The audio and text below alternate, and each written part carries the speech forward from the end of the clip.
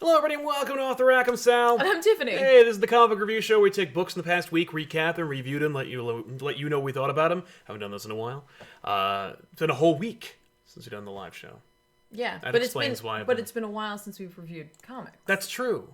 Yeah, this is the show where we take books in the past week, recap them, review them, let you know what we thought about them, and then give you recommendations for books that are coming out this week we think you should check out. Before we go into the whole spiel, I wanted to say rest in peace to Denny O'Neil, a titan of the industry, an incredible creator, influential, apparently also just a lovely man. I had the genuine pleasure of meeting him about a year ago at the East Coast Comic-Con. He was already very old. Yeah. He passed away at the age of 81, so he was 80. But great guy, stayed way longer than he had to. I just wanted to say hello, shake his hand. It was just a very genuine experience, and he was a very lovely person.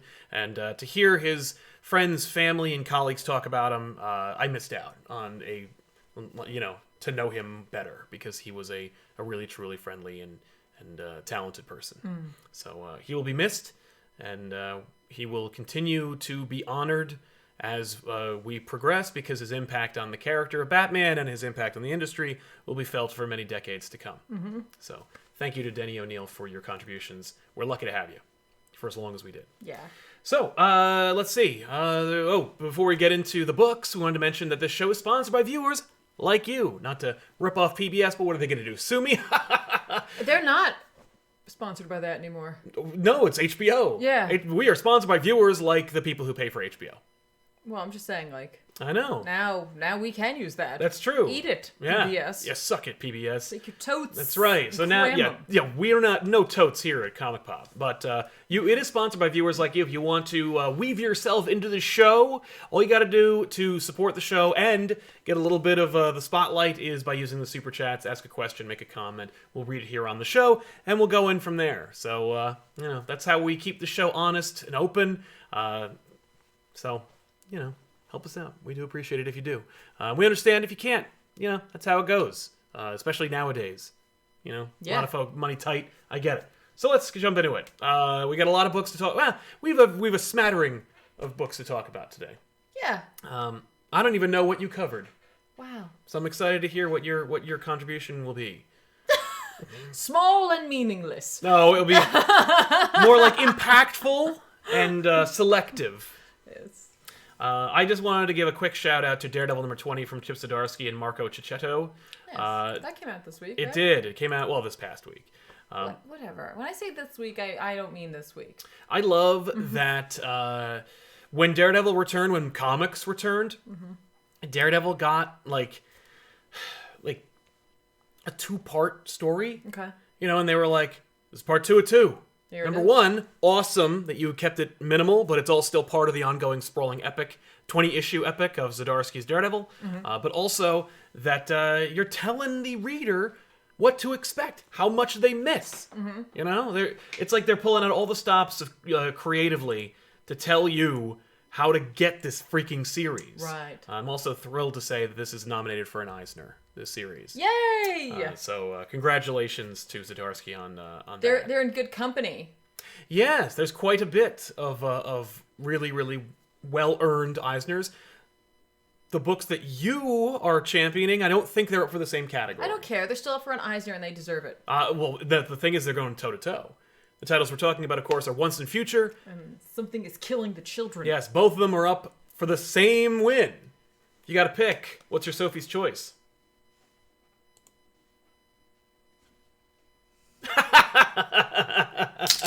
Next question.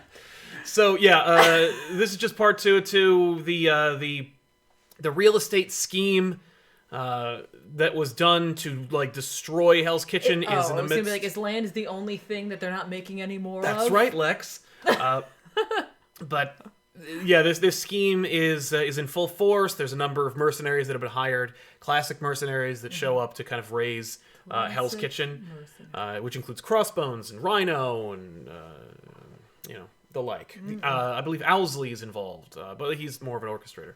But yeah, a lot of cool stuff.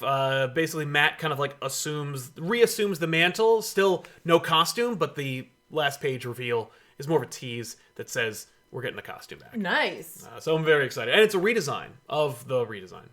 But I'm digging it. It's such a fun series. Did you hear any of that just happened in my neck? No. Good. That means that they didn't hear it either. Good, yeah. Well, we did change mics, so if you've been Hooray! complaining about how the show's been quiet, I've been trying to get money was spent on a new Razer mic. I want to try that. You should. For me. Yeah. You take it away. Take it away from me. Well, Get it out of this Because office. here's what I'm thinking. When I stream, I have like my mic in my mouth.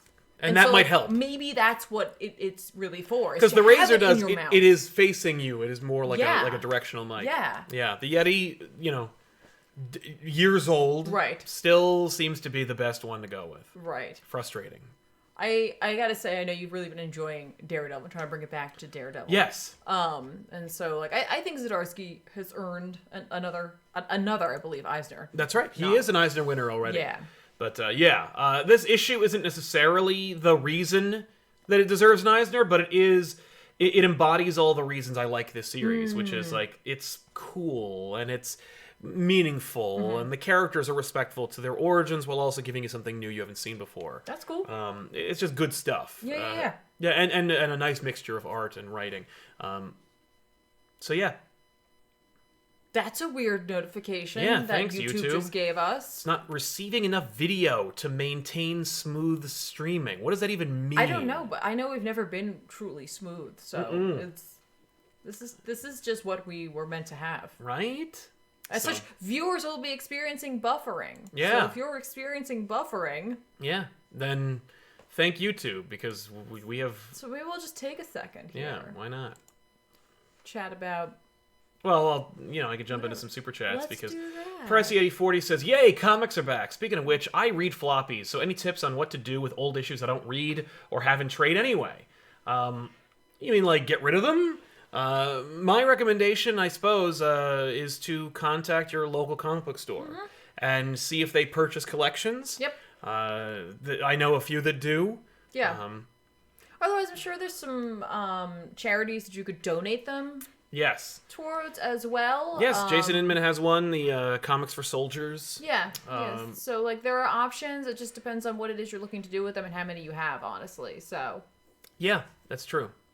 So that's what I would recommend. Yes. Malcolm Dean, Tiff, looking nice today. Sal, not too bad yourself. Thank you. I super appreciate that because as Sal knows, my hair today, I was like, I have to blow dry it. And then I just started working. Yeah. Like, because I work from home right now, which Right. is amazing. And I love it. And I would love to do it for the rest of my life.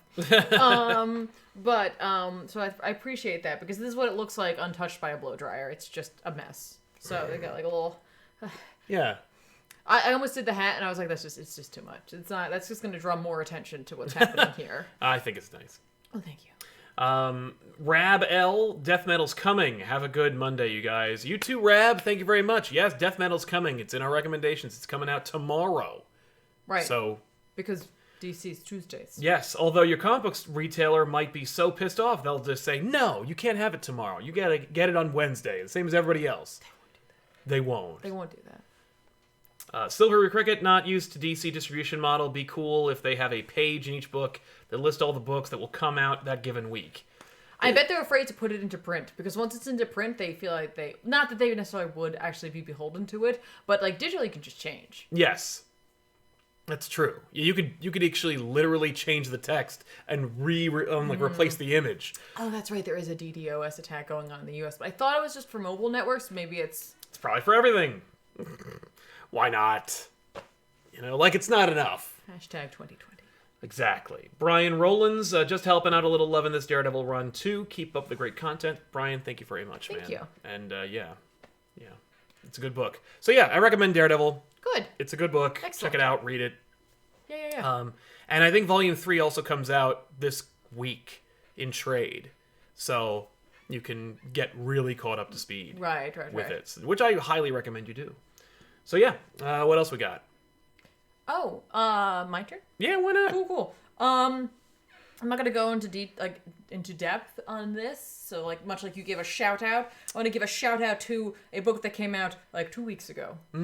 Because last week we chatted, of course, about DC's bombshell. Yes. Its mic drop of dropping Diamond.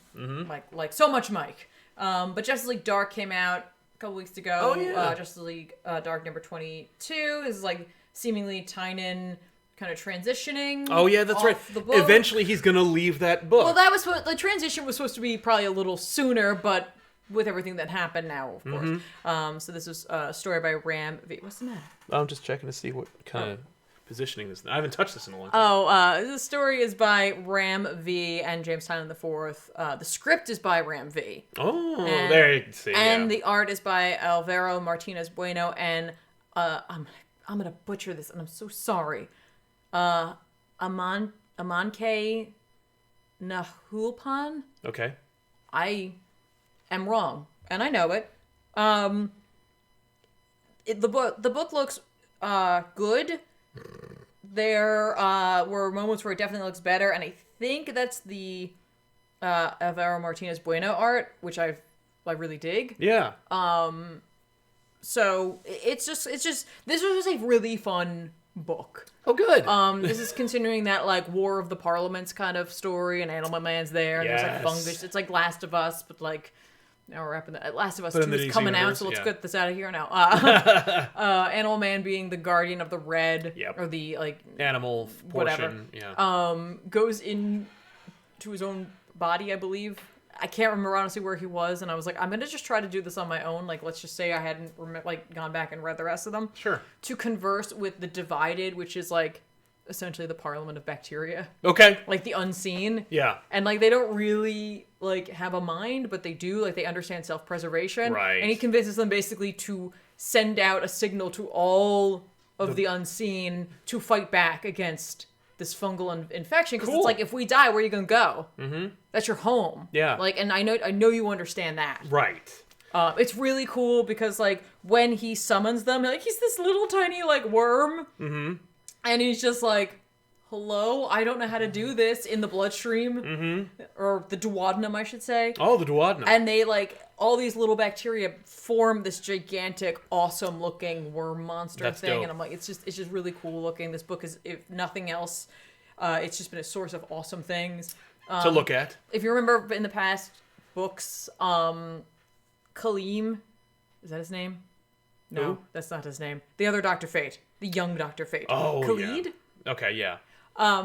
Someone will correct me, and I'll just look for whatever constants I'm supposed to have there. Yeah. Again, trying to do this without going back and rereading. Probably should have gone back and reread, but I can do that next week when I'm on vacation. When we're finally back to normal. But he goes to Africa, and he talks with like this is I don't want to take away from this because it is admittedly very awesome, but he essentially goes and talks to Avatar the Last Airbender because it's the avatars of the four elements. Okay. And they're badass looking and they're awesome. And when you first see them, you think they're just regular, like, tiny, like, normal people. And then they're like, really big, it turns out. Like, when Dr. Fate is standing near them. Yeah. And it's just really cool. And, like, basically his arc is that, like, when he goes there, like, he shows up and there's a dude outside and, like, his purpose is, like, keeper of whatever. And then, like, he's like, hey, do you come as a god? Are you a god, basically? And we all know what the answer is to that. Yes, it's yes. No, in this, he's like, no, I'm just a man. He's like, hey, when you go in there to talk to them, make sure you remind them of that. Okay. And he's like, okay. So he goes in there, literally is like Dr. Fate and what have you, and then they're like, yeah, we're not going to help you. Maybe this is what, like, humanity's supposed to, like, crumble and fall because the parliaments are like, you know, the rot is basically trying to take over. Yeah. Well, that's what it should be. They didn't help. Yeah. They didn't know. Screw you, humanity. You suck. And he's like, okay, all right, hang on. He takes the helmet off. He's like, I'm a dude. Right. And, like, I just want to point out that, honestly, like, I know you guys have power, but the fact is, without humans and story, you would not have form, and you would not have purpose. It would just be raw and what have you. And so, let's look at a world without that. And so he, like, conjures it so they can see. And they're like, fair enough. Okay, maybe you have a point. Maybe we'll call like a meeting of the Parliament of Life, and so like he sways them to their side as well, nice. Which is awesome. But my favorite part of this book is, if you remember, Constantine and Zatanna were in the rot, and like he went off to go find Abby, who's like locked away in this like dream of rot, basically. Yeah. While her dad, Anton, is like trying to reclaim the rot. He's like, no, it's rightfully mine. Ah! Abby. Thank you. Thank you.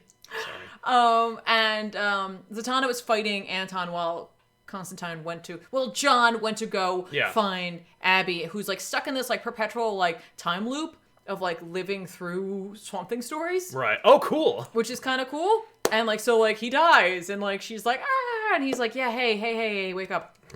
And so basically he's like, listen, we need you to come out of this dream thing and like take control of things, and like, you know, if you want to move on and get past this, you have to embrace the rot and death, and you have to just grab it and hang on to it and don't let go. Right. Okay. And like she asks about Swamp Thing and he's like, yeah. Oh yeah. No. No, he died like a couple. But he's died like. Yeah, 4 I know, times, but she's so. upset, and he's like, you know, she says that he would have like come for her if he was around. So okay, cool, whatever. All right. Like she's kind of cool with it. But like, what's really neat is how they like show that the dream is like dying around her, because it becomes like part comic book and part aha video. And it's just badass looking. Yeah. And so, like, inevitably, Anton, like, grabs at Constantine to rip him out of it because he realizes what's going on. Right. And there's just, like, some really sweet panels of, like, him being dragged away in, like, this, like, black and white or a gray tone pencil sketch. And, like, he grabs her and, like, pulls her out, and she shows up, and she's all, like, badass and cool as, like, the emissary of the rot. And yeah. That's cool. You know it's going down. Yeah. And then, like, inevitably, like, Zatanna used magic so that, like, Wonder Woman and the rest of the Justice League Dark, along with Animal Man, could find her. So now they're there as well. Right. And so they're going to fight Anton. Okay. And here I'm we like, go. this is cool. I love it. Right, her uncle. Sorry, whatever. Sorry, petty corrections. Yeah, skipping ahead. Theodore Yeah, from yeah. Super Chat. Petty correction. Anton's her uncle. Yeah, all right. I apologize. I said the wrong thing. It was petty. I have literally had like a very long few weeks, That's much true. like the rest of the world, and then just So, whatever. He knew what he was doing. thanks. He knew it was a, you know. it was silly. Hashtag I don't care. Let me ask you a question, Mr. Brainiac. Why would a man wearing a shirt that says genius at work spend his life dedicated to a cartoon show? Anyway, But anyway, no, thank you, leave Theodore. me be. Yeah. Leave me be. It's just, But that's, so it's set up for a dope fight. You heard my day today. It was stupid and whatever. And I heard it. yeah, they were very They're not long. familiar. There were very long phone conversations that really didn't need to be that long. My brain is done. Yeah. By the way, that was Khalid Ben Hassan. Yeah, so I was from right Earth with 2. Khalid or Khalid, Yeah. because I honestly don't know how to pronounce that. Yeah. I've been saying Khalid just because I really want to make the I that sound. Yeah. Because I like it. That's fair. I like it. Yeah. So. So. But yeah, so anyway, Justice League Dark, like, I was kind of, like, weak on this arc. I remember. When this first started, honestly, I wasn't a big fan of the art when this arc first started. Yeah. Well, it was selective. Like, there were few moments of greatness, Yeah, but but this has really won me over, and like I'm really now enjoying this arc. Good, Not good. that like I didn't like it, but I was like, it just didn't feel as strong, and now I'm like feeling that like, yeah. good. All And I right, don't know cool. if that was the break. Yeah. I don't know. I don't like know. you miss what you don't have. Right? Yeah. I don't know. We'll see. Yeah. Kenneth Dowling, hello, good people. I want to pay my respects to the passing of Denny O'Neil. Sal, of you and Joel's advice, I bought Batman Tales of the Demon trade paperback. This contains the first appearance of Ra's al Ghul. Nice. All issues by Denny O'Neil, R.I.P. It's a good catch. It's a good book to pick up. Denny O'Neil and Neil Adams combinations are always fantastic and cool. Check it out. But yeah, it's a good one. Nice. And thank you, Kenneth, for your support. We do appreciate it, man. Alex Sanchez, hey, 5-year fan here. Just Aw. saying, I hope you're both having a great day. Either one of you are looking forward to The Last of Us 2 on Friday. I did not like it, so I'm down. I just didn't play it. Yeah. I am. You not only have played it, but you played it on stream at twitch.tv/ComicPop. I did. Let's just find out if whatever they've changed in this game will or will not allow me to do aggressive stealth. Yeah. What does she mean? Go to twitch.tv/ComicPop. Follow her. No. I don't those videos aren't even there anymore. No, I assume you'll be playing. That I asked, and like people are down because like I figure the whole streaming everything is going to be like filled with this game. Yes. You know what I mean? Yes. There's no doubt, but like, for me, I don't watch streaming services and, well, like YouTube-esque stuff for the game. Like I watch it for the personalities. So, if you want to see her play the game as opposed to... If you want to see a person who literally can't stealth in a game play a game that really surrounds around stealth, then like I'm the person you want to watch because Last time around, literally, like, I would just, like, okay, I'm totally gonna stealth. And then I would just run into the room and start punching people. And it worked better. Throwing bricks and punching people in the face. And, like, literally, at one point, it seemed like the game engine was like, I don't know how to handle this. Oh, okay. What are they doing? Felix Nolasco says, do you think we'll see an OHC, I guess like an oversized hardcover, or omnibus for Daredevil Zdarsky, since Soul's Run never got an upgrade on collected editions? Here's the thing. I think that because Zdarsky's run is nominated for an Eisner, there's probably more likelihood that you'll get at least an omnibus. The fact is, there isn't enough there to fill an omnibus right now. But like, right. I think, and Zdarsky, I don't think will stick around long enough for it to be an omnibus. Like when he's done with a story, he just leaves because he knows that he's a high commodity. Right. And so like he left Peter Parker Spider-Man because he was like, I'm out of story, and they were like, please don't leave. Right. And he was like, no, I don't have any more. No, and that's what I like about him so much, is that, like, he tells the stories he has to tell. Yes. Or he would like to tell. I mean, I want oversized hardcovers for, like, everything worth a damn. You know, and we talked about this, I think, in another episode of a show, where I was like, my Alien art hardcover from Simonson and so Archie beautiful. Goodwin is so awesome. And I want, like, anything that's worth its salt should have that. So I could see, like, the original pages and, like, the tape stains and everything like that, like, and just pour over the damn thing. Like Silver Surfer Black is unbelievably cool, and for the most part it's available in like a big oversized collection. You need to look at it like that. Now here's another robbery, by the way. Silver Surfer Black nominated for an Eisner for colors, not for Tradmore's art. Wow. Dave Stewart, great job. But, like, that's like nominating a movie for Best Picture, but not the director. So, I hope so. Let's just put it that way, Felix. Theodore with his correction, thank you. And A.O. Lusk, I hope I'm doing that right. I'm probably not. But A.O., thank you so much with a very, very kind donation. Thank you. Tiff can say whatever she wants.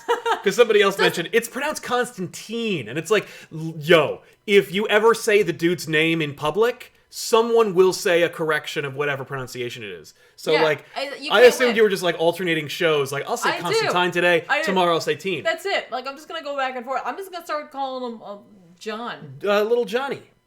Little Johnny. Little Johnny C. Little. Why not? I'm sure he'd appreciate it. But thank you, A.O., for that very, very kind. I can say whatever I want. I'm usually incorrect. But I can say. That's the thing. It's consistent. It is. It is. Kenneth Dowling, saw your video, Spider-Man versus the Sinister Six. That was our back issues episode. Tiffany was on it. Great. A lot of people gave us a lot of kindness about it. If you're not familiar, you should check it out. It's called Back Issues. It's a great series. A lot of fun if you want to have fun at the expense of comics. He says, your rant on Spider-Man being relatable was so funny. I agree with you. Doc Ock's suit. Tiffany's reactions to you explaining Hobgoblin are priceless. Thank you, Kenneth. Thank you. Yeah. Thank you so much. Good stuff. Yeah. Super Pooper, how big is that crowbar on the Joker cover? It's an oversized crowbar. Like, I don't know why. It's like a novelty crowbar. I would call it a giant size. Giant-sized crowbar. It's funny because there's a lot of, like, fantastic art in that Joker 80th anniversary, which we will talk about. Capullo's cover is an original piece. There's a lot of, like, pages throughout the series that show you, like, this is cool. This is, like, they did, like, a classic Joker cover art gallery. Yeah. Which, by the way, there are a lot fewer of them than I thought there would be.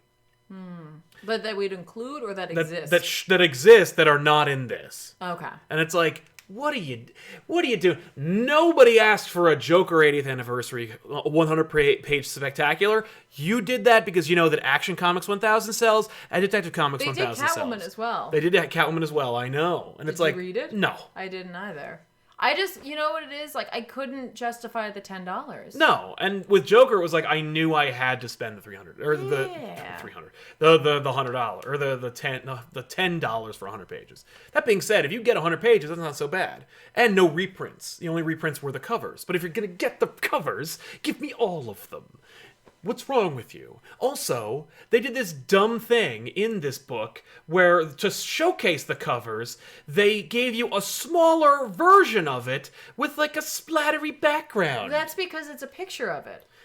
Yeah. Put the cover. Give me all the... Like, you know what I mean? I thought it was kind of neat. It was neat. I appreciated it, but I was like, yeah, but, like, Give me the whole damn picture. No, it's like literally, it's a picture. It looks like it's a picture of a book. Yeah, which is neat. Yeah. Admittedly cool. It's very gram. Yeah. Very grammable. Ah, yeah, well, DC being practically full digital anyway is... It's for the gram. well, they're going to do it all for the gram. So yeah, Super Pooper, how big is the crowbar? It's pretty big. Bernadette Edwards says, #dadbutt. #dadbutt. That's right. We're all... so many butts are being talked about. Yeah, Last of Us, that's right. Yeah. And Joseph Del #dadbutt. Polito. That's where it all started. That's right. Joseph Del Polito, thank you so much for your very generosity. I've been wanting to give you some change. I haven't been too satisfied with comics lately. Pull list slowly being trimmed to deceased. Dead Planet soon. Sick of Joker. Don't care about Joker War. We'll buy 3 Jokers because I'm a sucker. Zatanna by Paul Dini for back issues. Lot to unpack. Let's do that now. First up, Dead Planet. Can't argue with that. Great idea. Works for me. Sick of Joker isn't everybody. Joker War, I'll give it because it's Tynan. Not that Tynan is like the greatest author of all time, but everybody's got their Joker story. Yep. Tynan developed Joker War when he thought he was going to be fired off of Batman when 5G rolled around. Right. So this is going to be his like mic drop Joker story. Right. I'm in for that.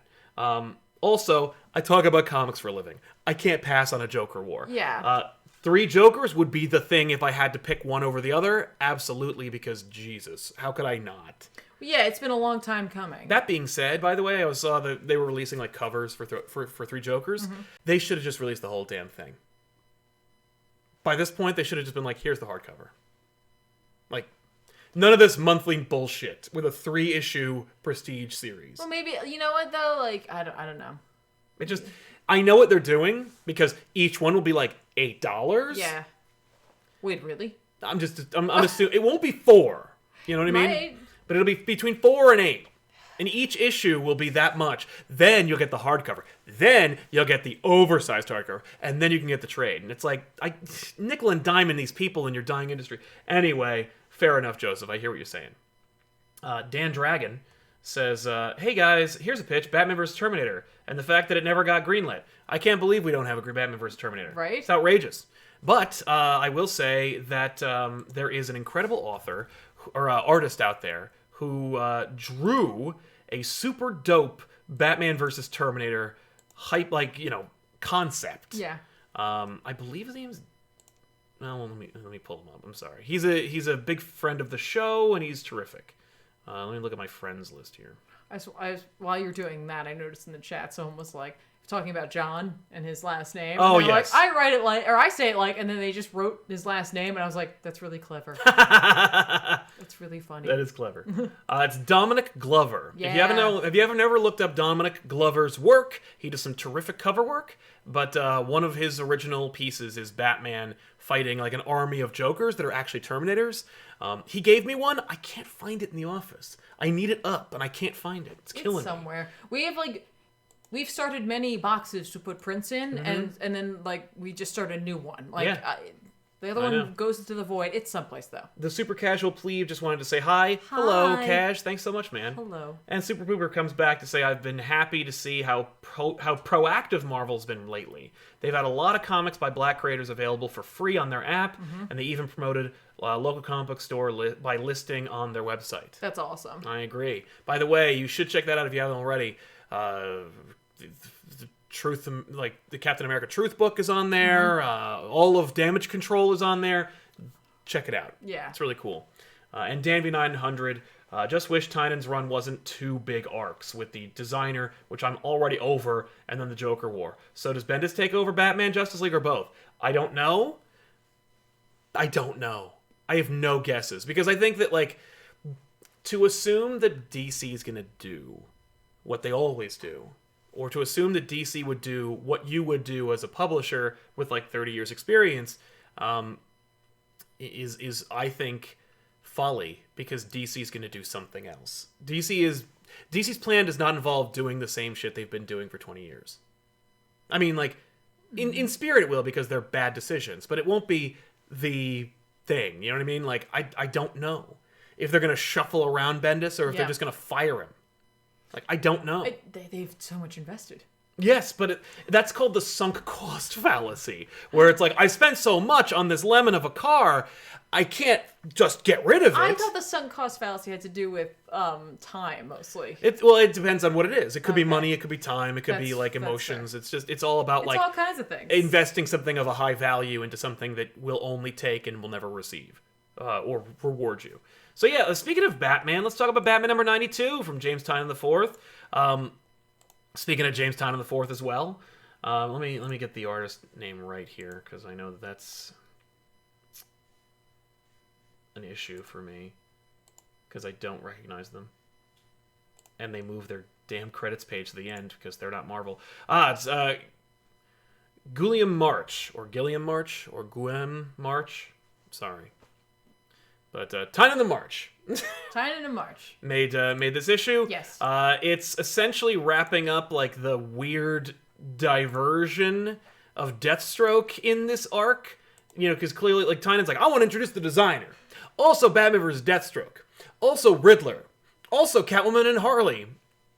Like, okay, I get it. He likes team books. Not only that, but like I said, dude thought he was getting, like, he was only going to get a certain number of so things. he's like, I gotta Here do it it all all. is, which actually I do appreciate because it's not like He's not dragging it out. He's not dragging it out. No, like, it's not like... He's not padding. Yeah, each one. No, that's right. There's no room for padding here. No, I agree. So I really appreciate this. The concept here is just like Riddler's taken over Gotham.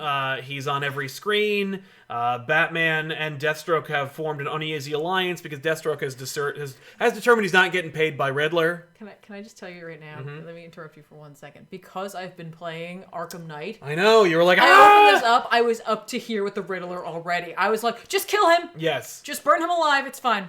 I don't know why. It's okay. I'm never satisfied with the design for the Riddler in comics. I don't like the way he looks in this, and like literally, I was already done with him by like the first panel of him being here. But again, just because of my current experiences. Yeah. Because like I don't think I've actually like I always say I like the Riddler. I could name 2 books where I love Riddler. Yeah, and I think that's really what it is. Like I don't know if I'm not just a Riddler fan from the animated cartoon series, and that's kind of it. Yep.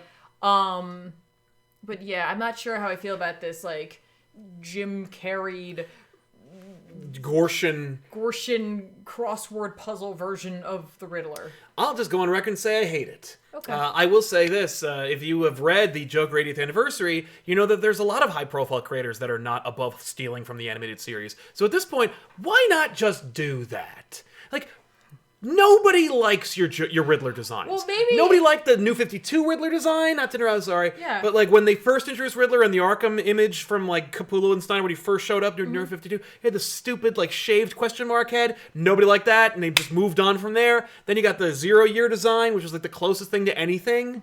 Then you had the Jim Carrey look, and you have this freaking thing. Like, nobody likes it. No one but everybody likes him looking dapper. Right, but maybe that's what it is. Maybe these creators just don't like this character. I mean, he's like kind of full of himself. Then don't use him! Right, but it's like, no, if I'm going to use him, I want him to look like the idiot that he is. Like, maybe they just don't like him. Right. And so therefore They're like... taking him down a peg? Yeah, like they're dressing him down. Well, that sucks, because, like, he's interesting. What's funny is he's never been, like, there's so few. Like, people... I guarantee you, if you were like, hey, what's your favorite Riddler story? Somebody's going to say, Batman Riddler Run. It's a 3-issue mini. It's got prestige format. It's terrible. Like, it is horrible. And it is not a good Riddler story. Right. Like, Riddler is a dumbass. He is bad at his job, and it looks horrible. Like, there are not a lot of really good Riddler stories. And the fact is, John Glover did a great job with his voice, and the animated series had a lot of respect for him. Yeah. Despite the fact that, like, he's also kind of a dumbass in that one, Right. too. But, like, at least he had class. Well, he had to fit in that universe. Yeah. And so he needs to fit into this universe. I don't know what the hell fits in this universe. Anyway, Riddler is going to take over Gotham. He's trying Using a crossword puzzle. Yep, he's baited Batman. Batman has no patience for him, which I do appreciate. Yeah. Meanwhile, Harley and Catwoman are meeting up with the underbroker, who's basically like, how does Catwoman hide her money? She can't possibly just put it in the bank. She puts it in the litter box. She puts it in the litter box. She puts it in with the underbroker, who manages her funds. But there's someone else involved. There's someone already there. Yeah, who is it? It's Punchline. Everyone's favorite character. Punchline's there, and so we get so finally the matchup between Harley and Punchline is here. Finally, like one day after her announcement, we get Harley versus Punchline, and Harley has like a funny interaction with her because she's just like, one of these days, you know, when you realize what a waste of time it is being the Joker's girlfriend hench person, you know, we'll have a conversation. But for now, I'm gonna smash you with my hammer. Yeah, she's just like, one day we'll have girl talking margaritas. Yeah, but, like, it's not right now. Yeah, it's pretty funny. I was like, that's very mature of like Harley. Yeah, like they really could have taken this a couple of ways. And, like, I was kind of hoping for the one you're thinking of. I was not hoping for that. The one where she's just like jealous. Not jealous, but like yes, where she sees red. No, I like that because like that's Tynion respecting the growth that she's had as a character in other books. Like he's acknowledging that growth. That's right. I'm like, that's cool. I like that. Right, because for me, I'm like, Harley isn't someone to be idolized or worshipped or respected. So I like the idea that she's like that someone who has the clout to write a Batman book that features Harley Quinn could go like, yeah, no, Harley's a hot topic character and she's got her own movies and stuff, but like Joker replaced you. And she just sees red and then just loses her shit. No, like the whole veneer of her being an independent character. No, she like looks at her and she's like, oh, I get it. Oh, dirt. You know, I've been there. Yeah. Trust me, you're going to come out the other side of this. It would have been great if, because the other thing was, you know, my animal brain was like, have her just hate her. But the other part of me was going like, it's a little overdeveloped. Your whole thing. Like, just be like, you're not, like, you think... You know what I mean? To kind of like fourth wall break where it's like you think you're like a fun original character, but like you're not. You do not have the staying power. Like just to kind of like try and get in her head because she's a psychologist, you know, be like, you're not iconic. There's nothing about you that says iconic. You're lame. You're a fad. No, I like how she was just like I can't talk to you right now. I know that you're not going to listen to me. Yes. And so we're just going to do the thing we're supposed to do, which is fight. And I'm totally okay with that. Which actually really works out in the story. Because I really would like to do that. So here we go. So Batman and Deathstroke get into the Bat Train, which runs all throughout Gotham. Okay, wait. You can't just mention the Bat Train without mentioning the conversation that Harley and Catwoman have. Yes. Where Harley's like, I always thought you guys had some sort of like other sewers that you guys went through that was like secret cleaner, sewer. Or like some sort of like train or something like that. Yeah, a secret Bat Train, if you will. Yeah. And Catwoman's like, no. It's just no. No, and then like a couple of pages later, that means like, no, I do have a Bat Train. I did not show Selena the Bat Train. I let her think there's nothing, but like... She can go through the sewers. Yep. I don't want to hear about having to ride the Bat Train all over the place. That's right. So Batman gets in the Bat Train looking like he was drawn in 1994. And I love it because he solves Riddler's riddles without any effort. Yep. And he's like, throw me another one. Just give me another one. Give me another one. Yeah. Because Batman has noticed in the Riddler's broadcast where he is. Like, he didn't need to solve a riddle. He's like, I already know where you are. No, and like he did ask Lucius to try to track him down. They got cut off, obviously. But I love that he's doing that because he knows he's just enraging him. And so he's not going to be paying attention to what Batman's doing and where Batman's going. That's right. So he's just keeping him off guard. And I really like that because he's doing it without making mention to anyone. That's right. It's just great. Yeah. So Batman ends up at the Riddler's stronghold, which is just Bruce Wayne's office. Yep. And he's like, yeah, I know what this is. And then he knocks out Riddler, and then he knocks out Deathstroke with an elephant tranquilizer. Yeah. And the big reveal is, of course, that the designer, or over-designer, has discovered who Batman is and manipulated Riddler to be in that location because he knew Batman would know where that was, so that they could have their final confrontation. Yeah. Or first confrontation. Yep. You're a rube, Riddler. Yep. Riddler's a pawn. Yeah, Eddie. Yeah. In his own games. Ha ha ha. Yeah, it's cool. I love that the designer's sitting next to the pictures of individuals that have died. Yes. For Bruce. Well, I like it because, for me, I think I don't think it's the study, but it looks like the study. Like, he's in the chair that Batman was born in. You know, like, it could be the area where the Bat crashed. And then he rips off his mask, and then it's Alfred. He's like, ha ha ha. You know, I wouldn't put it past them at this point. No, then don't do that. No, Tynion has too much... No. Yeah, you think? Because I feel like that's not too dissimilar from Neil Gaiman's Whatever Happened to the Cape Crusader. He's like, my boy! My boy, I've we're done. You don't have to be Batman anymore. I've bested you. Oh, that's not what's gonna happen. Because, it's theatricality, Anyway. He's like, also, you really haven't been keeping up with the house. No. That's the thing I'm the most disappointed with. Yeah. I'm ready for Alfred to come back. I'm ready for Adal to go back to normal. You know what, though? Like, I don't, like, I think, again, because of the time away, I'm like, yeah, all right, cool, change, whatever. It's cool. I liked it. I had no problems with it in terms of, like, story or reading or anything. The art was a little distracting, but then there's some gorgeous moments. Yeah, there are, like, some, like, wow. Yeah, the designer, I felt, his page was solid. Is great. Like, it's really excellent. And there are really some spectacular moments. There are some moments where I'm like, what? All right, fine, whatever. Batman in the chair in the train. He looks like he looks like the warrior. Right, but I mean, like, at the same time, it's not like it's... bad. It's not bad, and it's not, like... anatomically incorrect. That's right. You know what I mean? It's just a lot. Just occasionally there's some choices where I'm like, oh, that's okay. Yeah. I don't know why I really love the panel. It's like nothing spectacular of like Selina winking at Harley regarding Punchline. Yeah, I just really liked her doing that. It's very expressive. Yeah. Just like, yeah. I also loved the coloring of Selina's suit in this. You get that purple tone in there. Well, yeah, but like also like it's shiny, it's patent leather. Yeah. But like that is not something anyone wants to color because that's hard. Yes. But it looks great. But they did a good job. Did a really good job. Like it's just fun. I like the pacing of this book. I did too. Because of like it feels like when we take the break from what Batman's doing, it feels appropriate, and we don't stick around with those for too long. Yeah. But you definitely get the like transition of time from the last time we saw Batman and now that we see Batman, and also like really gets across that like he's in a rush, like he's got to get places now to stop Riddler and also to meet up with the designer. That's like, right. I dig it. Yeah, me too. No, it was just a genuinely good book. Yeah, I'm sure this isn't going to be one of those like. Man, everybody, like, that mic drop moment for Batman in this book. I don't think that's how the book is going to age. I think this is for a lot of people just going to be like, that was fun. Yeah. Like, I really dug it. Right. If they look back on it. Right. Now, of course, the designer pulls off his mask and it's like, oh my gosh, like, that makes total sense. Just ignore everything I just said and it's okay. We'll just move on. Totally. Taylor Pester, what are your thoughts on Detective 1027? I didn't read it, so I have no thoughts whatsoever about it. Dan V900, I'm glad that Bendis will be off Superman soon.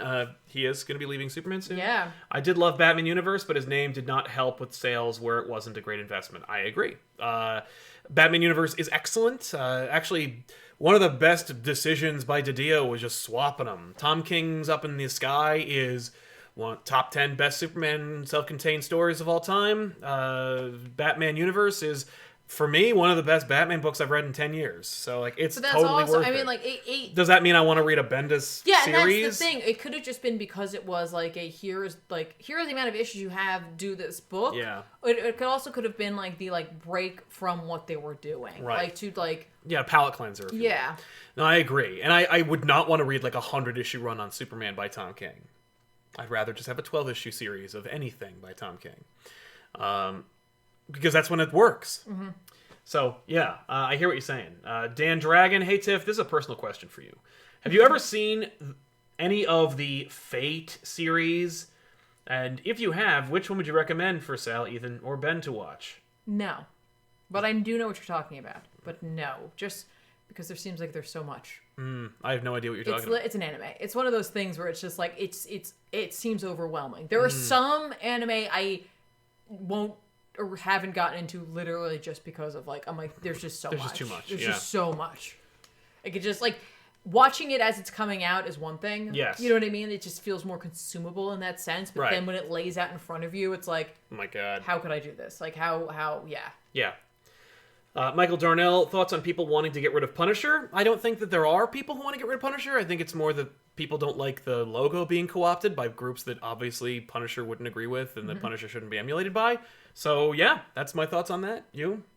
I honestly don't know, so I don't know the reasons if there are individuals who want to get rid of it, so I don't want to weigh in on that without necessarily understanding their reasoning for it. But I also agree with the whole logo thing. Like, the idea of, like, co-opting that is inappropriate. Yeah. You know, like anything, you know, but I get triggered by like Calvin peeing on Dodge logos, so you know. Yeah, but like, there's a lot more. There's a lot to it, but you know, I'm just saying, you know, anytime you're co-opting something that you know means something else and you make it mean something else is bullshit. Yeah. Paul Baker says Punchline's top was defying all laws of physics. Yes. Yes. I mean, she's like quite young. Yeah, it was a bit much. It was a lot. Dan V back again. I'm not looking forward to Death Metal this week. I would just like more back to basic stories. Riddler is great. In the animated series, Dini's Detective Run and in Earth 1, he's not used well a lot. No, I don't. I would argue he's never being used. Yeah, well. he honestly isn't. I'd say in terms of metal, I mean, I think for comic book stores, this will be good. Yep. Because it's a big event that everyone's been excited for. Yep. I think for just where we are right now, having like not had comics for a little bit, I completely understand the idea of like wanting not an event right now. Just like a little bit of like, let's dip our toe in the water. Yeah. And just kind of get like... Yeah, but they can't, like, no one who stands to make money off the industry is in your corner. Yeah, but like I They're saw, like, we need to make a lot of money right now. Yeah, so like I get where you're coming from, for sure. Kenneth Dowling, Batman 92. I'm not digging the art like the previous books. However, the designer's costume's rubbing off on me. I'm liking it a lot. I liked it better in this than usual. But probably just because I'm used to seeing it a lot. It's a lot. It's a lot of shit. It was, but like it's also like there was something about the way it was drawn and colored that I was like, oh, yeah. It was all like it also like the colors were more like I guess like cohesive. Yes, so I think that helps. I agree. Silvery Cricket, Riddler just needs a green suit, a bowler hat, and a question mark on him somewhere. That's all you need. Yep. Bowler hat. Yeah, somebody reminded me Batman Universe, he looks great. He looks like the animated series. Like it's a suit, he's got the bowler hat, and Darrington. Yeah, and Darrington. Rodney Culverdale, here you go, guys. Keep doing what you do. We will. Thank you very much, Rodney. And is there anything else that you've like? What else have you read? I read a lot. Oh, cool. Well, let's jump into it. Is there anything else I read?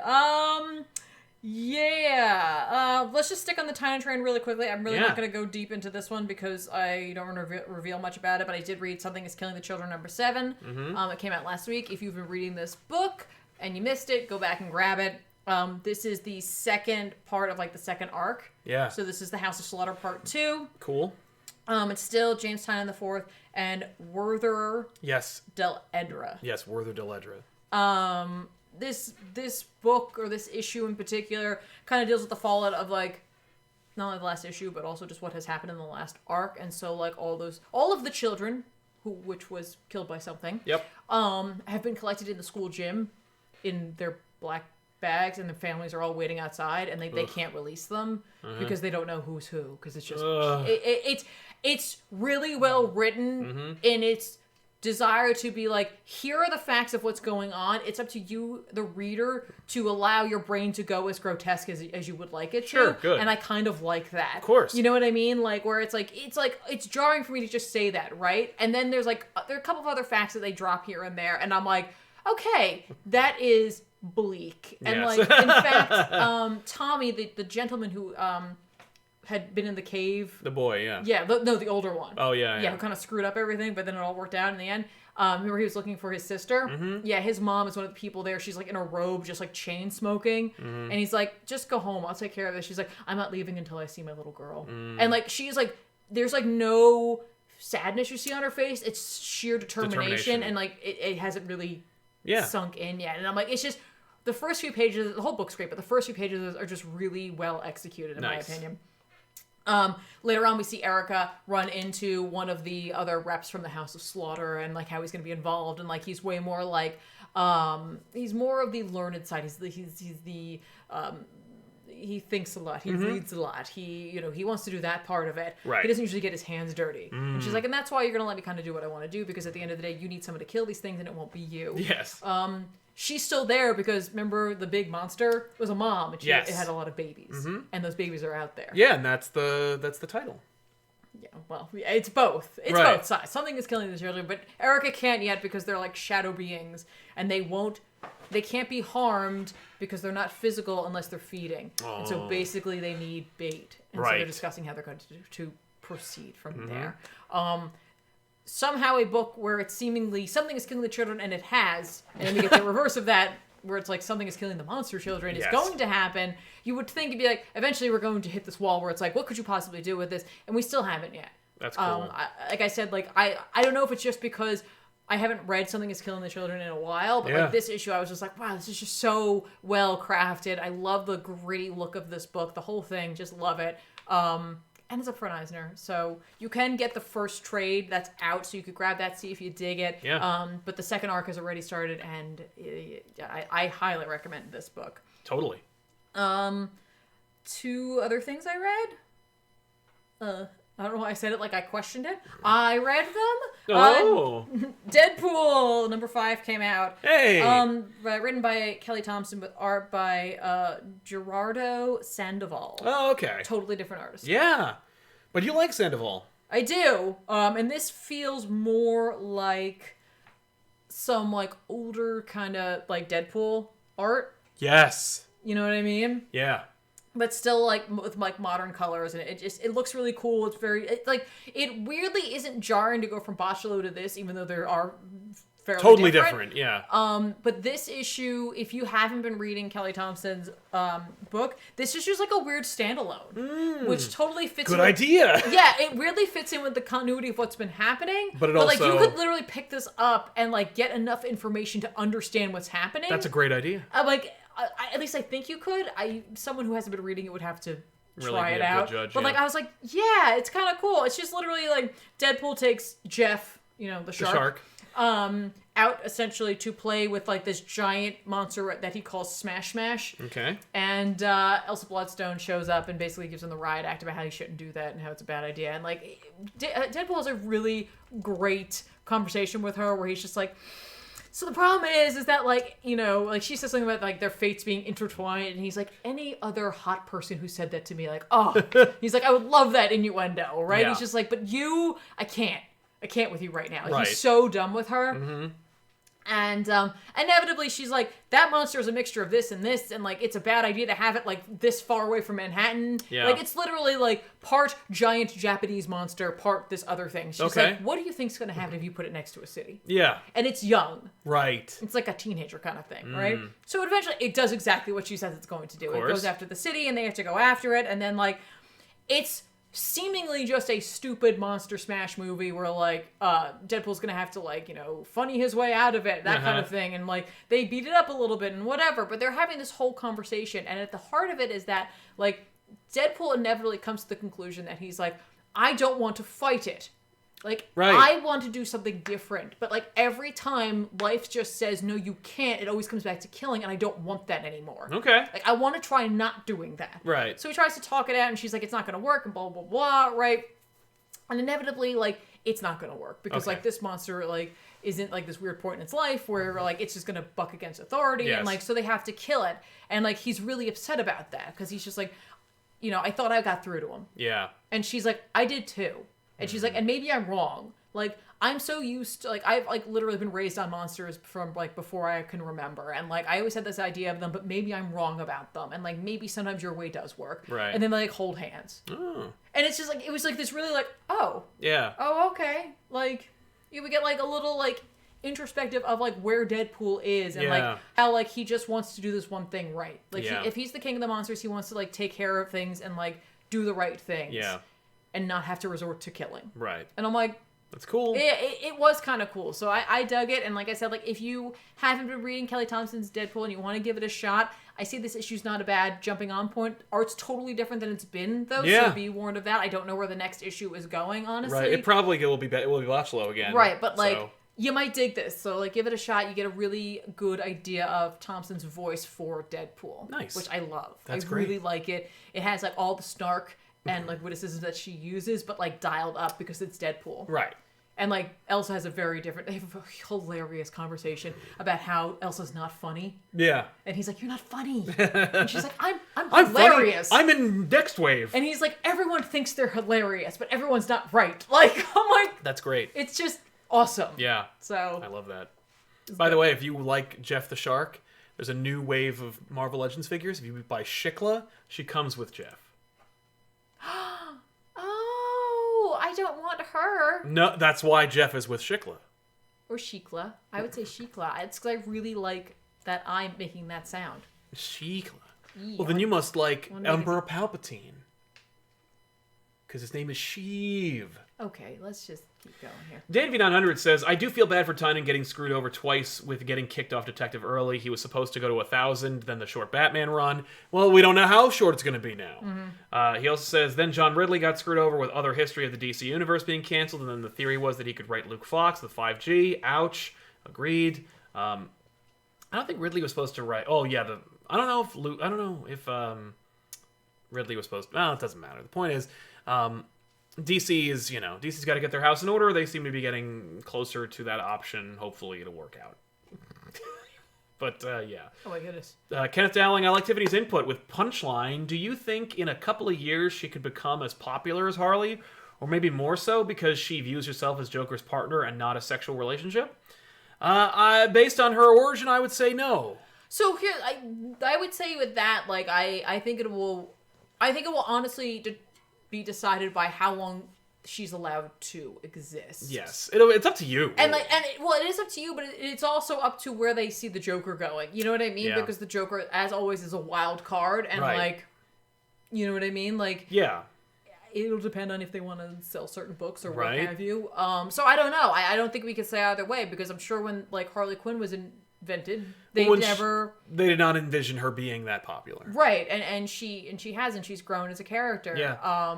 But DC surprisingly had a lot of restraint in the comics, at least, where they were like, yeah, she's separate. Like, they always kept her kind of at arm's length in the comics. Mm-hmm. In the cartoon show, there's like, they're together. And, you know, she's selectively in episodes, but like, they're together. Yeah. In the comics, like, it's harder to kind of like define what their relationship was, and then it's more like what the culture said their relationship was based on what their familiarity was with the original source material. So like, it was easier to diverge them because in the comics there wasn't like this constant reinforcement of the relationship. Right. And like, for me it's like, it's too much. Like, I like Joker as a solo act. I never like any hench people for him. Yeah. I never liked that, but that's like an old person talking. Punchline is like just another is symptomatic of the problem where it's like, isn't Joker enough? Well, and we'll talk about this when we actually get to that origin story. But like, I don't know. I think there's something else there that Tynion's trying to do. I hope so. I think you're gonna have a Dr. Aphra situation where it's like, she has a short life, like, she's created because we had this idea, but she has an end date. And if her popularity allows her to, she won't die at the end. Or she will, because it won't matter, because the popularity is still there. And if it's show up anywhere else. If it's more about the like overall look or spirit of her, they can still market off of that. Totally. Yeah. Stephen Fothery, Peter David, Nick Darrington on Batman Universe type Batman ongoing instead of Bendis. David's always wanted to have the chance to write the character in comics. Well, I don't think he's going to do it now, but that'd be interesting. It's an interesting idea. I would not put David with Darrington, but that's an interesting theory. Feels like a drawer. Hey, I'm kidding. No. Yeah. That's a little. The closest thing you got was Milk Wars. Yeah, no. Anthony Bergamini says, I met Tynion before Tim Drake came back to life, and he was raving about how Tim was his favorite character. Tynion should be given a Robin book. I agree. He has been on record and saying multiple times that Tim is his favorite. Oh. And I agree with him. Patrick Lawson, hi Tiff and Sal. Here's some cash for being you. Thank you, Patrick. And thank you for being you. Yeah, right? Family show. Tiff, I need you to convince Sal to do I Can't Believe It's Not the Justice League, or formerly known as Justice League on Back Issues, please. Knock yourself out. Convince me to do a book you've never read. I can look it up. It's good. It's just, we have the trade. It's in the library. Why won't you do it? Because I haven't gotten to it yet. It's the reason why I haven't done your favorite book. These are the hard-hitting questions. I agree. That I'm asking. Right now. Yeah. It's not because I hate them. It's just I didn't, because I don't think I can, no matter what my convincing would be, I don't think right now I can, defeat the schedule you have, because you've remade the schedule too many times. So, now it's, not gonna, I can't. It's a good schedule, I think. It is it's a solid schedule. I'm just saying, I would be going, it's me up against a spreadsheet, and, I'm always gonna lose against a spreadsheet. Yeah. You're up next, by the way. In the shooting. So, get ready. Dustin Gebel, did you happen to see the video of Zdarsky interviewing Ann Nesenti about Daredevil? Yeah, I did. It's dope. Hey, where'd you go? Yes, I did see it. You should too. Watch it. It's cool. I've met Ann Nesenti. She's an odd duck. Dan V900, this will be random, but I'm genuinely surprised the Spider-Man Life Story wasn't nominated for an Eisner, even if Zdarsky himself got the nomination. I agree. Yeah. I said the same thing. When I read the first issue, I said this should be nominated for an Eisner. And then when I read the last issue, I was like, this should be nominated for an Eisner. And then they didn't. Yeah. It's in the list in the Eisners for like reasons why Zdarsky is being nominated, but it's not being nominated. Right. Somebody mentioned they want your top. You want to explain to them how that's impossible? You can't have the top. You got to take the whole thing. It's all part of one thing. It's a part of one thing, which it's all one thing. I'm trying this out. I'm not used to this. I usually have a shirt and pants. Not today. It's short pants. Yeah. All one thing. Dan Dragon, it's really good. It deals with magic and history. Also, you only need to watch Fate/Zero and Unlimited Blades work, and that's it. Just watch those 2 shows, and that's it. I'm not going to do that. Well, no, that's not for you. That's for me. Oh, yeah, okay. That has nothing to do with you. That Good, has to good. do with me. Okay, that cool. is very helpful, honestly, because I believe I once saw like a one of those like mind map style graphs of like how that show works, and I was like, that's helpful. It's helpful, but it's also terrifying. Yeah. So that's good to know. Well, thank you for that. Yeah. Tanner Matheson, any hope of seeing Justice League Odyssey since you covered both the other 2 new Justice League books? Or any Williamson books like Flash, Batman, Superman. Oh, we Love did the older do that. books. Well, that's funny. Yeah. Yeah, it's funny. No, we're not going to do Odyssey. But I do like Williamson. He's a friend of the show, and he's a good writer. I would love to do... My plan is Batman, Superman, and Flash Year 1. So, yes. We'll get Williamson on the show. We did Williamson. He did Justice League versus Suicide Squad. Dan Dragon, just those 2. Anything else, just a spin-off that you don't have to watch. Just watch those 2. That's it. Thank you, Dan. You made your point. Don't watch anything else. Got it. I think he means within the context. Yeah, no, I figured. But I think he also means don't watch anything else because you won't have time to watch anything other than those shows. I'm committed to that now. Dan and Graham, sorry if you've heard this before, but it's been bugging me. Any thoughts on it? After Death Metal, they'll explain how Perpetua and the Source both exist.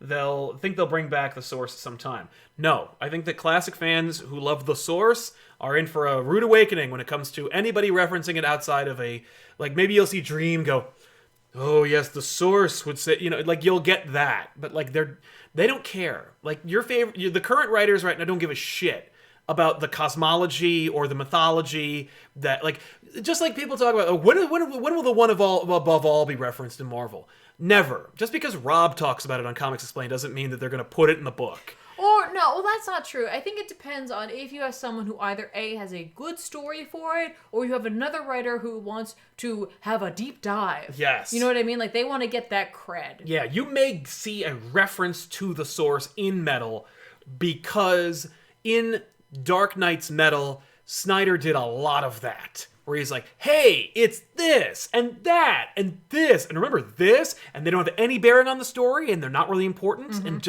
but they still were on the cover, you'll get that. Yeah.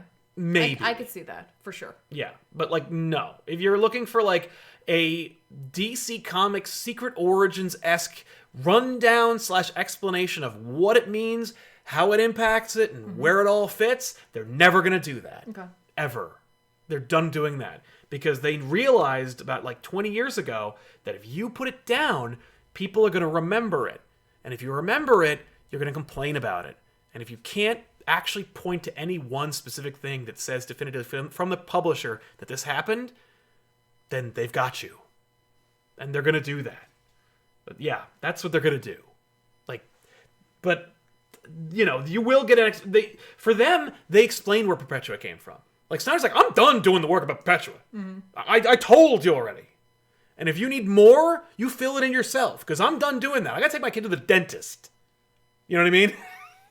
Not now. I referenced, no, he did. No, today he went to the dentist with his kid. Okay. No, I'm saying, like, literally, because he's on his Twitter. Oh, okay. He's like, hey, is my kid doing the I thought you meant back then. No, I mean, no, like, not right then. now. And Mikey Jesus says, Punchline is the Poochie of DC Comics. Yes. Oh, gosh. So let's get into Punchline's origin and the Joker 80th anniversary. Wait, I've got one more book. Oh, that's right. I'm sorry. No, we're taking that back immediately. Yeah. Going back. Real quick, we're talking about Excalibur. Remember that book? Remember Excalibur? Yeah, I didn't buy it. I thought about buying it, but I was worried you were going to buy it. Yeah, and I think because we've done that before. And you have more of the book in your library than I is in just my assumed library. I was buying it. I should be buying it. So this is one of those books where I was like, I'm not going to reread the last issue. I know. I remember you saying you were going to do that. I'm just going to roll into it and see how it goes, right? So, like, the book opens up, and, like, Excalibur is back in London, and London's, like, under attack by missiles, and, like, they have, like, a message out to London and England itself that says, like, you know, the mutants basically have attacked us from Krakoa, and, like, if you see any sort of, like, mutant vegetation, burn it. Right. And, yeah, so basically they're like, what is happening? And they go to the gate of Krakoa, and it is on fire, and they put up, like, effigies of, like, Jean Grey and Professor X, and they, like, burnt them, too, and they're just on fire, and they're like, what did I miss? Meanwhile, I'm like, what did I miss?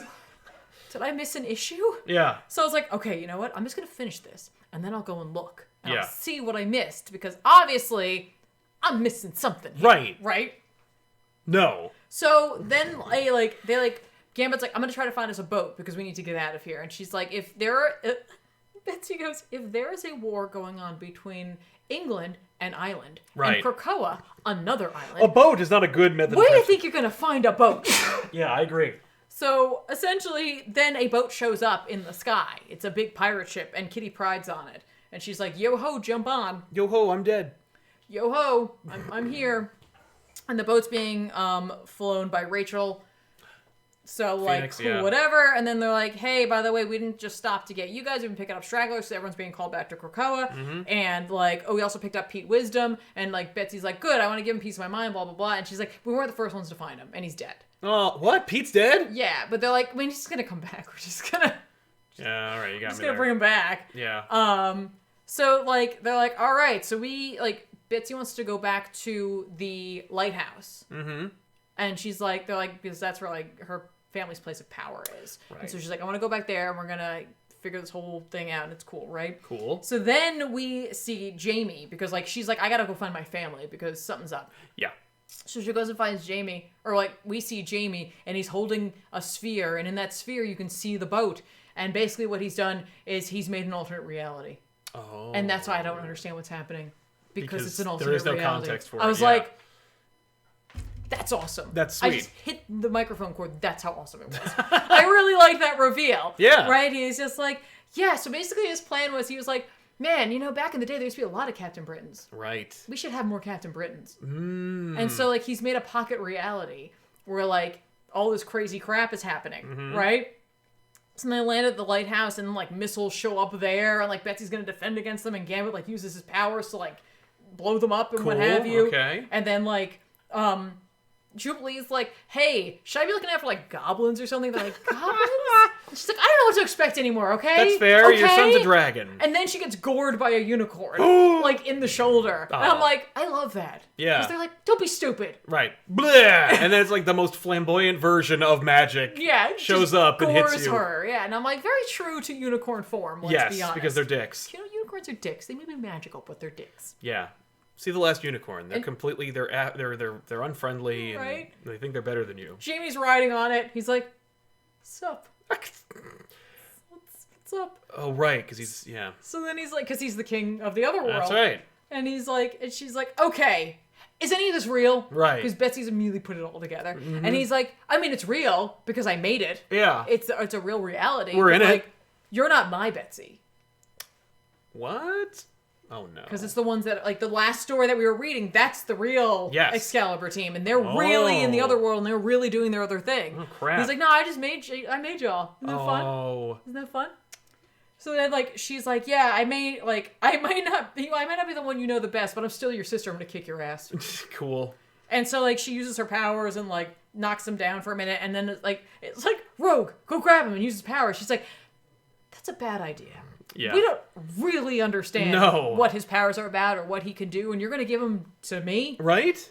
Yes, go do it. Right? So she doesn't do it, and instead, like, Jamie conjures missiles and, like, kills Betsy. Oh no. And, like, she's laying there, and, like, the rest of Excalibur, so it's Richter and Jubilee and Gambit and Rogue are all around her. And they're like, oh my god, and they're trying to, like, wake her up, but she's dead. And then we see the splintering of that reality Yeah, into essentially, remember the Community episode with the like the die? With the die, it becomes that, and each of them in a different reality takes the medal or And the becomes... amulet of Captain Britain, and they become Captain Britain. Oh, that's awesome. And so, like, now in other You got worlds, Captain there's Britain? Gambit Captain Britain, there's Jubilee Captain Britain, there's Rogue, and there's Richter Captain Britain. That's awesome. And so, like, in Otherworld, remember Saturnine is, like, ruling, like, the White Tower. Yes. There are all these, like, flags of, like, them there, like, they've been there, and she's like, this isn't real. What the hell This am is I looking bullshit. at here? Yeah. So, essentially, it's, like, going to be, like, an all-out Captain Britain war, and, like, they give you, like, a little breakdown of how everything's split, and I was like...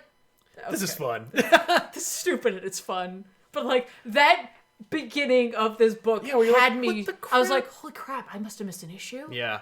Or I That's don't also remember what hilarious happened. because, like, of now. You know, it's like, there's... You took 3 months off. What is happening? Yeah. That's awesome. Oh. That's cool. Yeah. That's so smart. They couldn't have done it on purpose. I really, really had a good time with that. So silly. But yeah, that was always Captain Britain's. I love that. So. That's great. Yeah. How cool. All right, so Joker 80th anniversary. Here we go. 100-page spectacular. 100-page spectacular. You've got, what is it, 2, 4, 6, 8, 10 different stories. Yeah. They're all really good. Nice. Except for the Brian Azzarello one.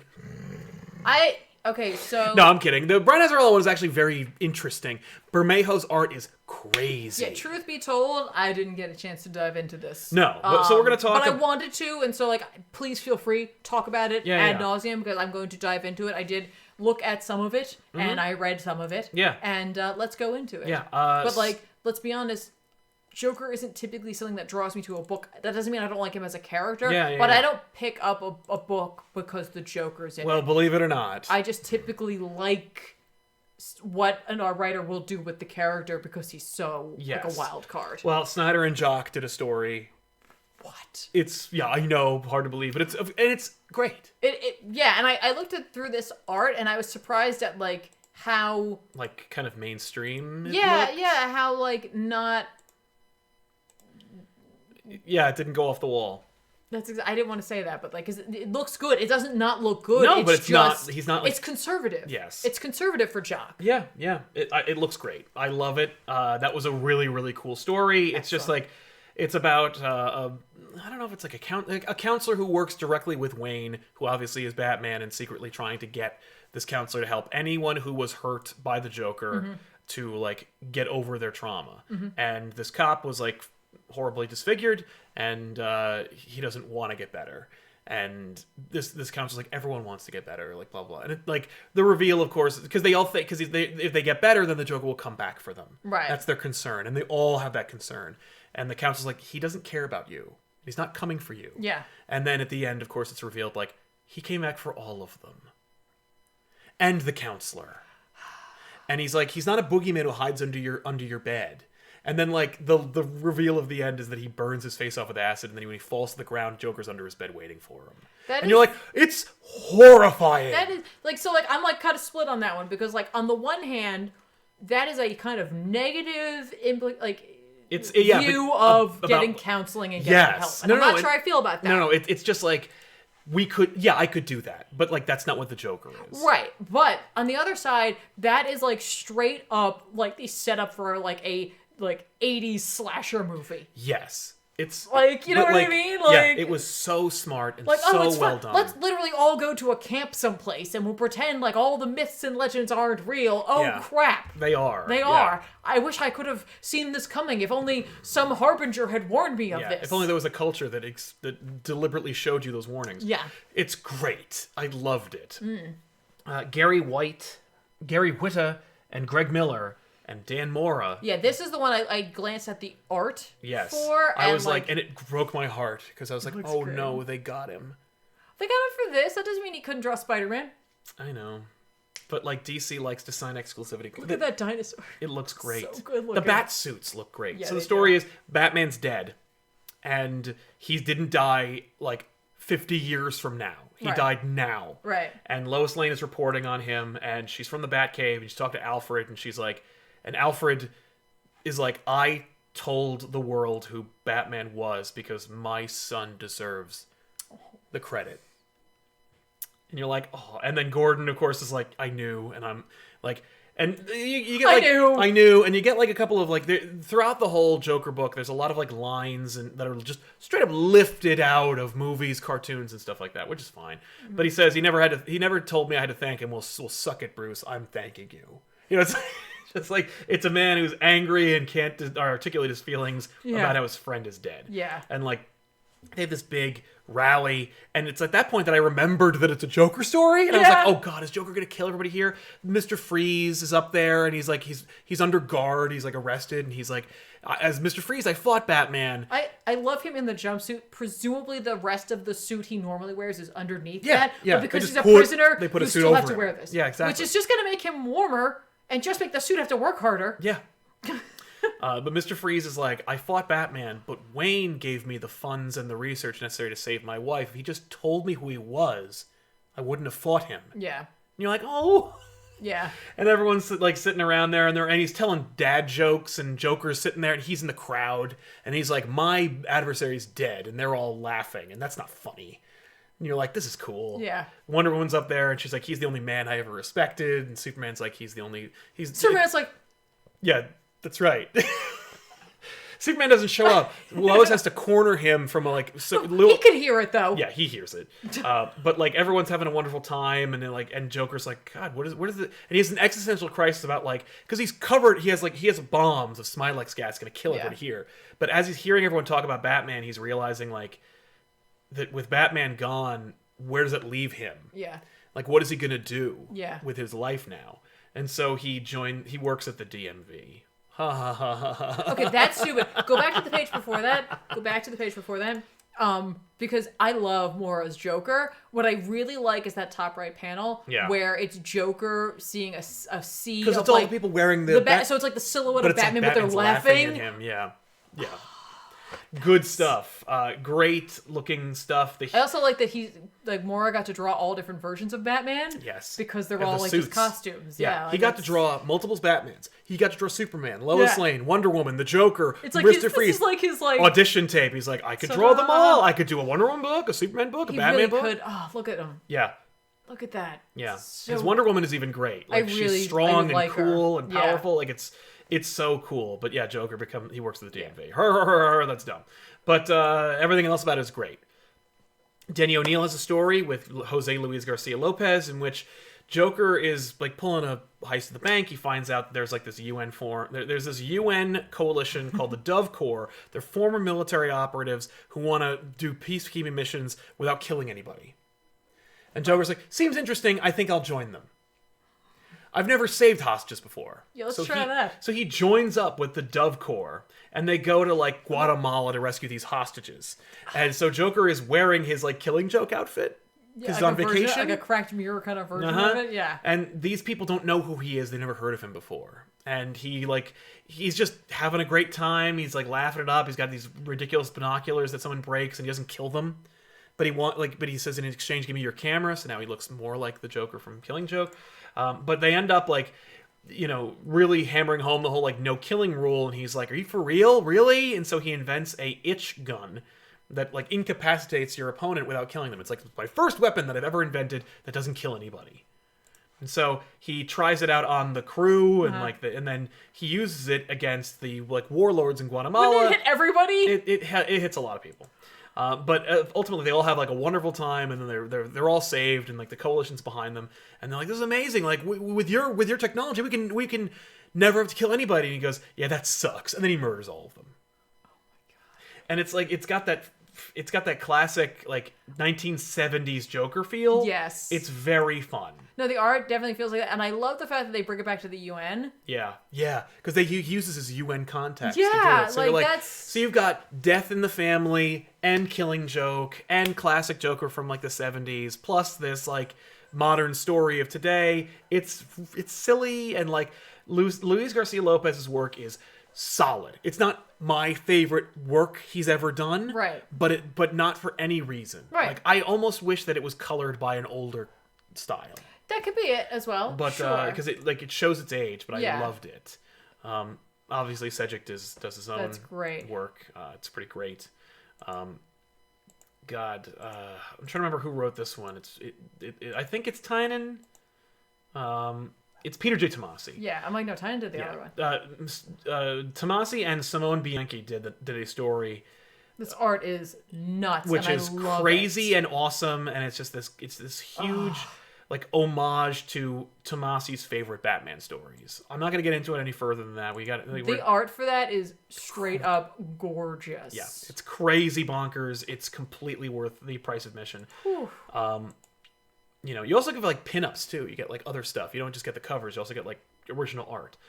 Paul Dini and Riley Rosamo tell a story. Obviously, because it's Paul Dini, it's about Harley. Yep. Harley is talking. Basically, Joker awakens. It says not long ago, so it's like when Harley was with Joker. The Joker awakens from having a nightmare, and then he tells you what his nightmare is. Okay. And his nightmare is he's on death row. They've caught him, and what his last day on Earth is like. And so like, not everybody like his rogues don't show up, and but he's fine. People that the families of people he's murdered are on the other side of the electric chair. How could they fit them all in there? Yeah, I know. He makes fun of them. Batman shows up, and he's like, finally, like, good. And then Batman starts laughing at him as he's dying, and that's his greatest fear. That's all right. Yeah. The reason to check it out is because of Rosamo's art.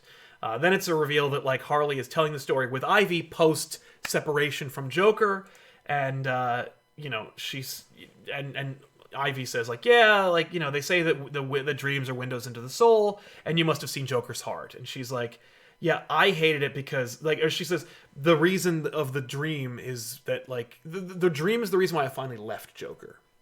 And she's like, oh, like, or no, she says the whole thing is that Ivy says the dream is the dream must be the reason you stayed so long because it showed you Joker's true heart. Yeah. And she says, no, the recurring dream he has is the reason I left because I was never in it. Yeah.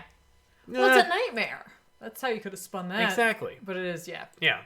Cool stuff. Tom Taylor did a story with Eduardo Rizzo in which Joker finds he's going to kill or maim a henchman of his, but when he's on his way, he meets the henchman's child, who turns out to be as sadistic as Joker as Joker. Okay. So the kid is a weirdo, and he's torturing bugs, and he has like a box of bugs that he's torturing. And Joker says, "Do you ever kill them?" And he says, "No, only if they leave the box." And Joker's like, "I like this kid." And it's the kid's birthday, and no one shows up. So Joker frightens and intimidates all the families in the area to make their children go to his birthday party. Yeah. And then they have his birthday party. The dad shows up, and Joker does some effed up stuff, and ultimately does not kill the dad. And he says, I'm not going to kill you. And he says, the kid gives Joker his box. And he says, I will treasure this. And I promise that I'll never kill them unless they leave the box. Like talking to the henchman. Yeah. It's like really sadistic. You don't get a lot of Joker stories. And this was a true, like, no Batman, just a Joker story. Yeah. It's pretty cool. You got another story. I can't remember who did this one.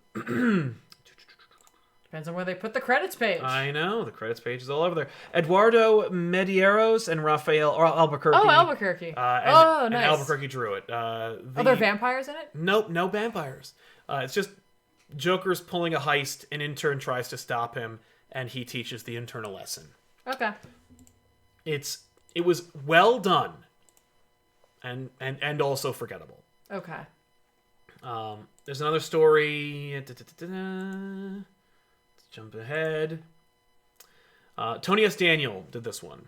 A mobster is trying to hide from the Joker, and he's doing confession with the priest, and then it turns out the Joker's the priest. It's like very by the numbers. Sure. Fiona Staples did a full page reveal. It's very phallic. It's very phallic. I was like, I kind of love it. I mean, she can't help herself. I was like, I can't believe you did that. That's freaking awesome. Yeah. Oh my god. Yeah, what the hell? And Azzarello and Bermejo did one. Joker, it's weird. Wow, this is very different. You haven't even seen different yet. It's essentially Joker is getting shock treatment, and the shock treatment causes you to see different versions of reality. The star of the book is Bermejo doing different eras of Batman I've never seen Bermejo's art look like this. His Joker is pretty much his Joker, but like with a very different style. Like it's more in line with like the Dick Sprang Batman era than it is like his modern take. Just look at these references. Yeah. One Flew Over the Cuckoo's Nest in a big bad way, but there's a lot of like weird, crazy stuff in here, and it's worth looking at. But it is just One Flew Over the Cuckoo's Nest. Whatever. I mean, Joker could yeah. Yeah, it is that. You have an asylum. Yeah, that's you could do Cuckoo. You're gonna do that. Yeah, so it's that. Okay. But like, it's really neat that Bermejo did this. Wow. So yeah. And then the coloring too. Yeah. Oh, that's great. Right? He's so great. And of course, there's the Punchline origin, which we will jump into now. It's like really early. Yeah. It's like the second story. Yeah, they couldn't help themselves. They were like, okay. I was actually thrown off. I was surprised there was one. There. I was like, what? I knew there was because I saw some pages. Yeah. I forgot there was one. Oh, yeah. Did you see the name of the college? Snyder College. Cute. I like somebody telling me that it's One Flew Over the Cuckoo's Nest homage. Yeah. Well, no, I don't know where you are. Maybe there's a delay. Yeah, I know in Twitch there definitely is. Yes. I hate this so much. Oh, I liked it. And I have my reasons. Go ahead. Punchline is a zillennial. Yep. Fart. That's why I like it. Okay, here's why. Hang on. So and not because she's she is what old people think zillennials are. That's the reason you don't like it. I like that. I believe that he's setting it up for showing that the Joker's using her entirely. I hope so. Right, and eventually that's very much the last page. It's either like that she's gonna leave on her own volition, or she's gonna be killed. Like you know what I mean? But like he's setting up the reason that anyone would. You know what I mean? Join up with the Joker. And I like it at the age that she's at. You're at an age where like you're fairly certain you have everything figured out. Right. And like some people do, but not everyone does. This one doesn't. It's just so amazing. But she's at that age where she's completely convinced herself that she has. Yes. And like that's why I liked this background, because when you see her in Batman, she looks like an adult.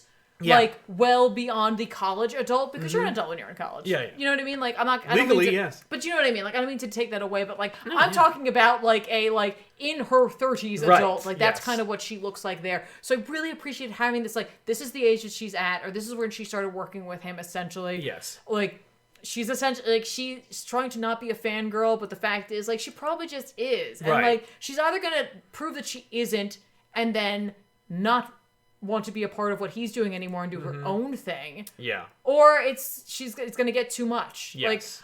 Like I appreciated this for what it was. That doesn't mean you have to like who she is. No. And that's the thing. It's like it's so expertly crafted to make you hate her because she's so lame. Or not, because like some people she's might so obvious. But some people might really connect with that. Right. Well, if you connect with her, sorry, don't. But she's. You know, they're having they're setting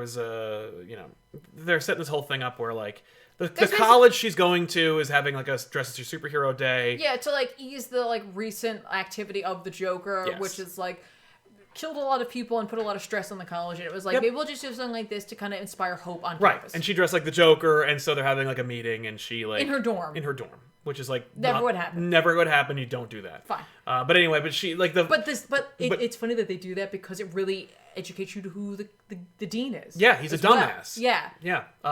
By the way, it's by Mikhail Yanin as an artist. He does a great job.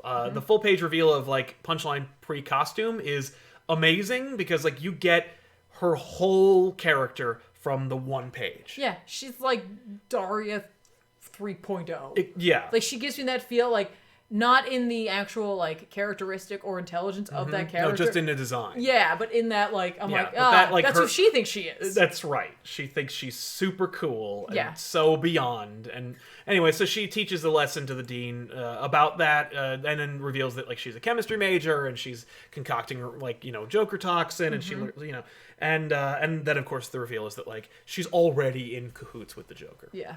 But this is kind of like her first kill, and so she becomes Punchline throughout her monologue Uh-huh. at the dean, who is of course like dying from laughter, and she puts on her costume, and then she's like, ah, this is me now. Yep. And then Joker comes out, and and he's like, we got plans, like setting up the next thing, Yeah, exactly. setting up Joker War. Yeah. I think that from the full page reveal of her pre-Punchline costume, the moment when she's like, I'm Punchline in her overdeveloped, stupid ass costume, made me go like that, made me laugh. Uh-huh. And I don't know if it's like meant to make me like, I don't know if it's like we're all in on the joke that Punchline is a lame character. I don't know. I hope so, because she's like, she's a tryhard, and she thinks that she's so not. Right. You know what I mean? Like right. she's like swag, and you're like. Right, but like, and here's again, and I'm taking this a lot on the like knowing Tynan's other work. Oh yeah, he gets it. That like, he gets it, but I think like even if this character ends up staying, Right. there's so much room for growth. right, and because she's change. nobody. She could be anything. Yeah. So like she's an interesting character because it's like if they do keep her in the DC universe, They will. The fact that she's already done. Right, but if they hang on to her, if she is a character who like 5 years from now could be a completely different character Oh, based totally. on if anyone does anything between now and then, Yep. or even just brings her back. Yeah. You know what I mean? Like, I think there's a lot of done on purpose here. Yes. And like, I'm glad I read this because it better educated my opinion of Punchline. Right. Oh yeah, well, because otherwise she was just a drawing. Right. Like even her conversation with Harley and- doesn't really reveal anything No, about it who she doesn't. is. But Harley's reaction to her being like, oh, like telling, again, because of the art, they all Talking look the to- same age. Right, but it's like she's not. She's talking to someone who's younger, and she's like, that's why she's like, one day. Well, and Tyna knows how old she is. Yeah. So like, I really was thankful to have this, and I liked it quite a bit because of, everyone in that room is an idiot. yes. And I love it. Yeah, I love that. Yeah, that's fun. I shouldn't have said I hated it, because like the fact is I hate people like her. So I love that she did. Well, you know what it is? It's like, Not I hate them. It's more No, like it's like- just it was so it's okay. You know what it is? it was so great. It's Like, okay for people to not have things figured out. No, it's and I don't okay. want you to, No, I'm saying or it's to also, think you have it figured out. I was and gonna to say grow. it's okay for people to not have it figured out, and it's okay for people to have it figured out. Sometimes people end up making really big mistakes when they think they do, and it's still okay. Yes. But like you can tell, Well, not these mistakes. because Punchline is a like. She is a character, Yes. right? And so she is, of course, going to have things that are a little bigger and like bolder than would actually see in real life. And so if you don't have things figured out, but you think you do, it's okay. You're probably not going to follow the Joker. down Right, this that's the rabbit thing, hole. is that like and I love that, like the image of her with Joker in her dorm room shows that she has no idea what she has bitten off in the situation. Right, or she thinks she does, and she thinks she can handle it. And like again, we're going to find out whether she can or she can't based on how Tyna wants to take this character. Yes. And I think I trust him enough with the character development he's done in other of his own independent books that like Yeah. I'm hoping That he can pull it off. that he's going to be able to pull off whatever he's decided to do with this I character. think he can. Yeah. But yeah, I mean, like, let's be honest. So I don't have everything figured out. No, that's well, you know, if you're But again, if you're doing things right, you never really know. Yeah. But, so yeah. I just was like, haha, okay, cool. Like, Yeah. this was very informative, and thank you for the story. Fair enough. All right, I won't argue with that. But yeah, the Joker 80th anniversary. I think it earns the price. Do you think it was better than? I think it was better than Detective. Interesting. Interesting. Because like now I kind of want to maybe go back and pick up the Catwoman. Right? Because I was going to mention that like that book it's $10 book. Yeah. I haven't had, again, like any of my longer comics, like literally, like I read most of my stuff today, which is like a damn shame. Yes. And like I really should have taken more time, but like, again, my vacation busy. is coming up, Yeah. and like really looking forward to it. I'm really glad the comics are back now because I'm going to be able to really jump into them. Yes. But like Image put out, and I picked it up. I've purchased it. I haven't read it yet, so I don't know if it's any good. But I do want to talk about the price point on this book because I believe it was $3 or $4. Okay. It was called Adventure Man, and it's written by Matt Fraction with art by the Dodsons. And it is 58 pages. Holy crap. That's amazing. It's $4.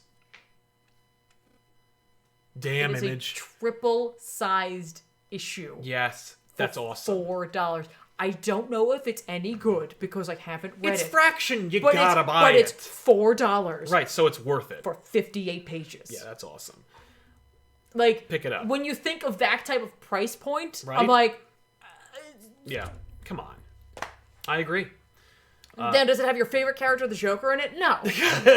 But if you're and on that's the thing for me, like Joker, because it's not Punchline's first appearance. Yeah. It will go down in price. So like if you want to read this, but you don't have $10. Well, it isn't. They came out in the same week. What do you mean? No, Punchline appeared in another book. Oh, okay. Like her first appearance is already like. Oh, right. When it comes to Yes, buying up, never when mind. it comes to collecting or Yeah. or Well, the whatever. only collector thing would be the fact that It's her origin. It's her origin, but it's also like an 80-page book. Yes, but I guarantee. Here's the thing: don't steal it. Don't pirate it. If you need to read this thing, wait. It'll be available for cheaper later. Yeah, the only thing I will do is inform you as to what we basically just told you about Punchline, and like you'll be able to read it at one point and really get the sense of her character, because obviously in the way we described it, you're not giving you the way that she puts phrases together and the way that she dresses individuals down. Yes, you need to read it. You do need to read it, but like everything else that's in there is more or less like a timeless homage to the Joker, and so you can read it at any point in time. That's right. There's no limit. No. So you but I would just say wait. Like just wait. But it'll be cheaper. If you're a person on a budget who just loves any kind of comics and you want to get a lot of pages for your dollars, then Adventure Man #1 at $4 for, again, 58 pages. Yeah. I'm like, I didn't even hear about it. That's nuts. So let's jump into some super chats and we'll recommend some titles for you. Paul Baker, I wouldn't be mad if they revealed Perpetua as some kind of cosmic parasite from the Marvel Universe that inserted herself into DC cosmology and timeline. That would be hilarious. I'd love that. I'd take that in a heartbeat. That would be so funny. Yeah.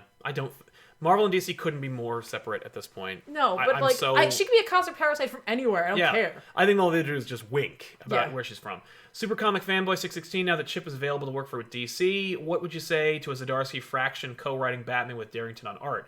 I think that they don't need to work together to get that. I would also take a Fraction Zdarsky book, because Zdarsky's a great writer, or an artist on his own right. Yeah, but I still want Darrington drawing Batman. I do, too. I say, what's interesting about the Zdarsky Fraction is what they both bring to the party. Right. You know what I mean? Like, one's a little more action-oriented, one's a little more, like, story-driven. Yes. And, like, that's kind of a cool duo. It's Agreed. a dynamic duo. Oh. If you will. Yeah, I take that.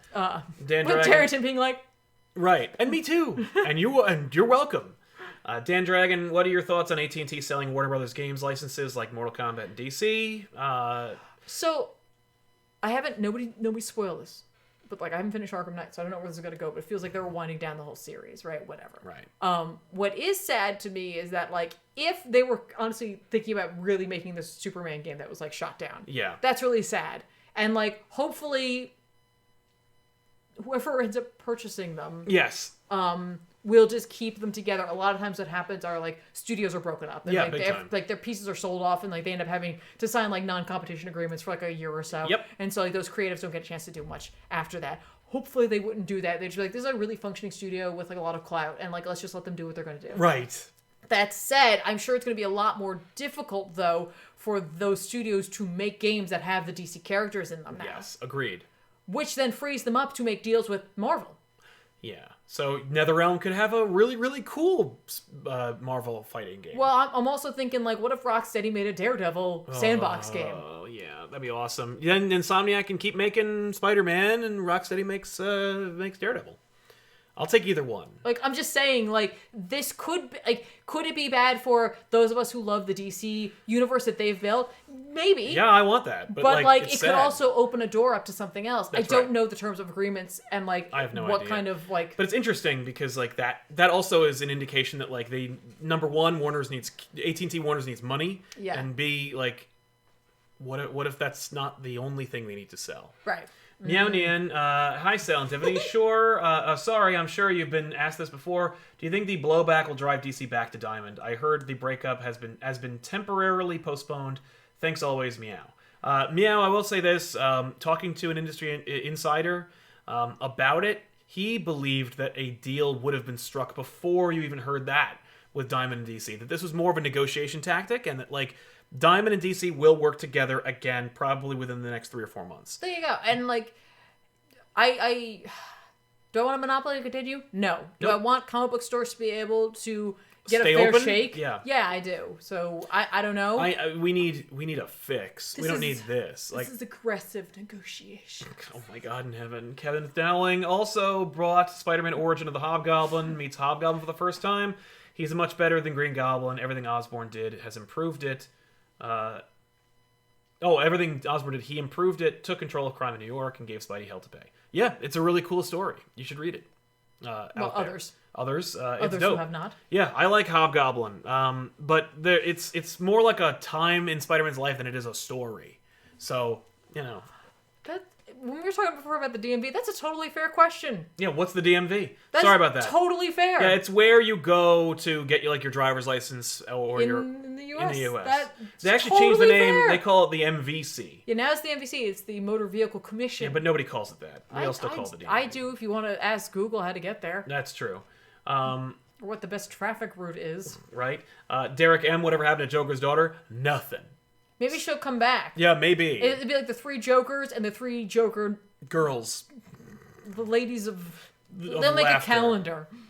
There you go. Dan and Graham. She's a continuation of Joker corrupting copies of himself. Interesting. Yeah.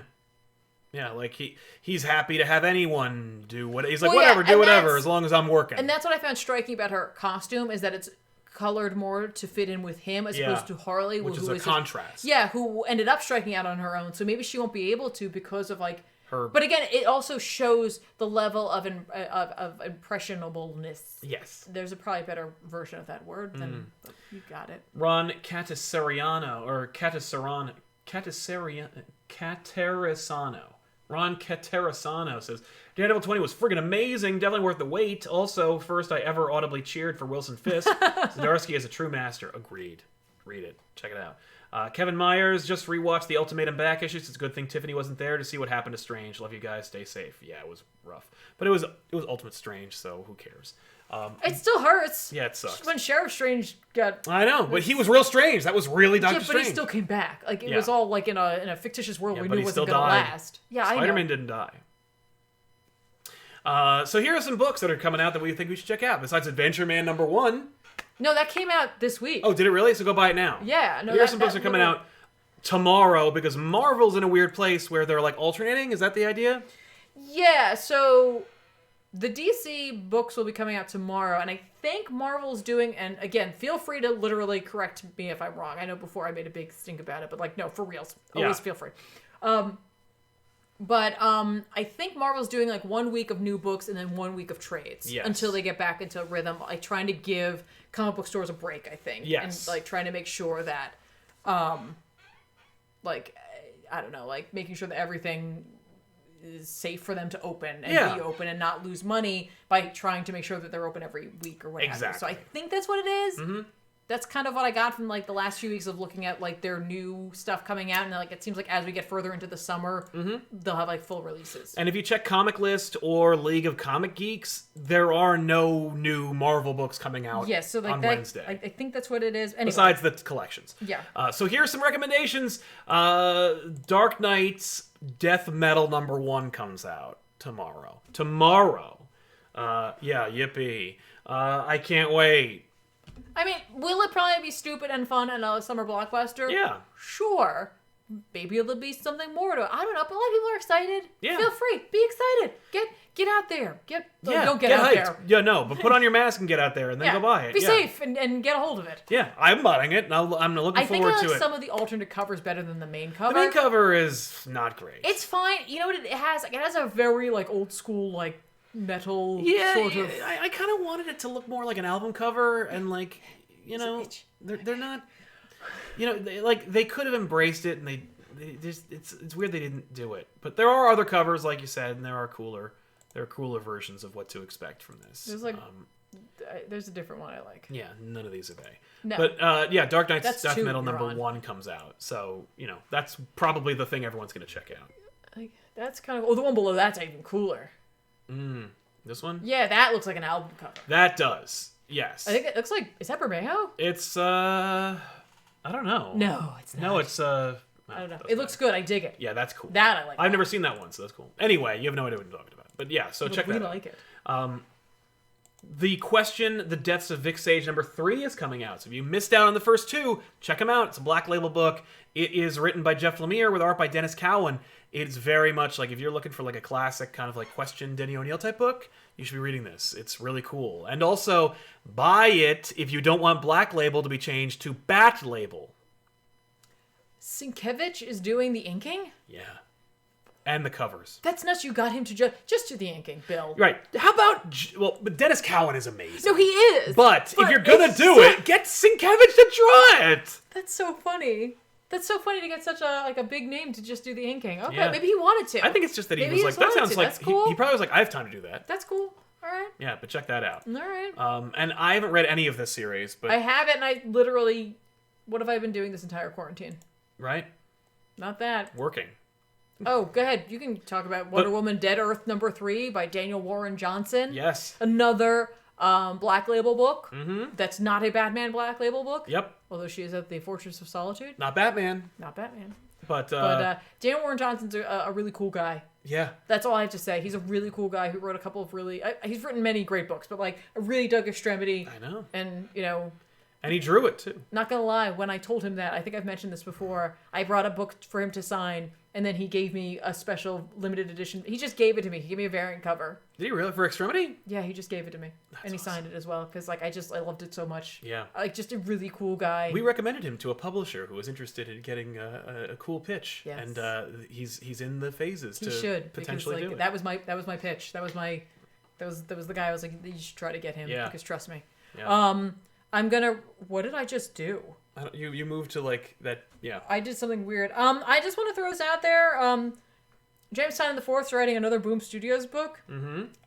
It is not seemingly as dark Oh. at all. All right. It's called Wind. It looks like a little more magical. Okay. Well, that's up your alley. But like, literally, I just want to do it. It's drawn by Michael Dialynas. Okay. He drew The Woods and Teenage Mutant Ninja Turtles. Oh, cool. So that's cool. Yeah. So like the two of them have worked together before. I don't know. I just saw his name on it, and I'm gonna pick it up and check it out, because like I've really been digging a lot of his independent work. Yeah. So I have to have that. I have to do it. Yes. Strange Adventures #2. Really? #2 is Yeah. finally coming out. Good. I shouldn't yell #2. That's just really inappropriate. There's a really cool titleless cover for it too. Yep. I really like the first one of that. I Yeah. definitely am gonna grab the second one. Totally. Yeah. Is that it? Yeah, that's it.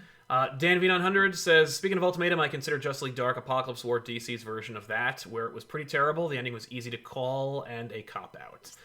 You're in the minority. A lot of people love that movie. Yeah, we saw it. We did. I was. It was fine. Yeah, Kind of. I was disappointed by the name to what ended up happening in it. But I totally get for folk that they really dug it, and they've especially been on, if they love that universe. on that universe's train, and that's good on you. You actually got an ending. Yeah. That's amazing. That's you got rare. a real ending, and DC did it. They ended it. And Yeah. like that's something to be celebrated, and that's awesome. But like I'm with you, it didn't really strike a chord for me. Same. The Titan Zero. Tiffany, did you read Decorum 2? No, and thank you for telling me that it came out, because I really liked that first book, and I got to tell you, I have not acclimated to Comixology's new system, and so thank you for telling me Yeah, that. hey, let Comixology know that if new books come out, they need to be like on the main page and like easy to find. They like What are they doing over there? You're the only one. You're a monopoly on digital books. Kind of, not really. I mean, just like if you want to have all your books in one place, Well, there's that the literally option. came out last week too. I didn't see it in the list. No. But that was probably I just didn't see it in the list. But like, because put it out there. I went through on the days. I went back to the days they came out, so I Yes. could go through them. So thank you for reminding me of that. Yeah. It's in my cart right now. You're watching me buy this right now. You have influence.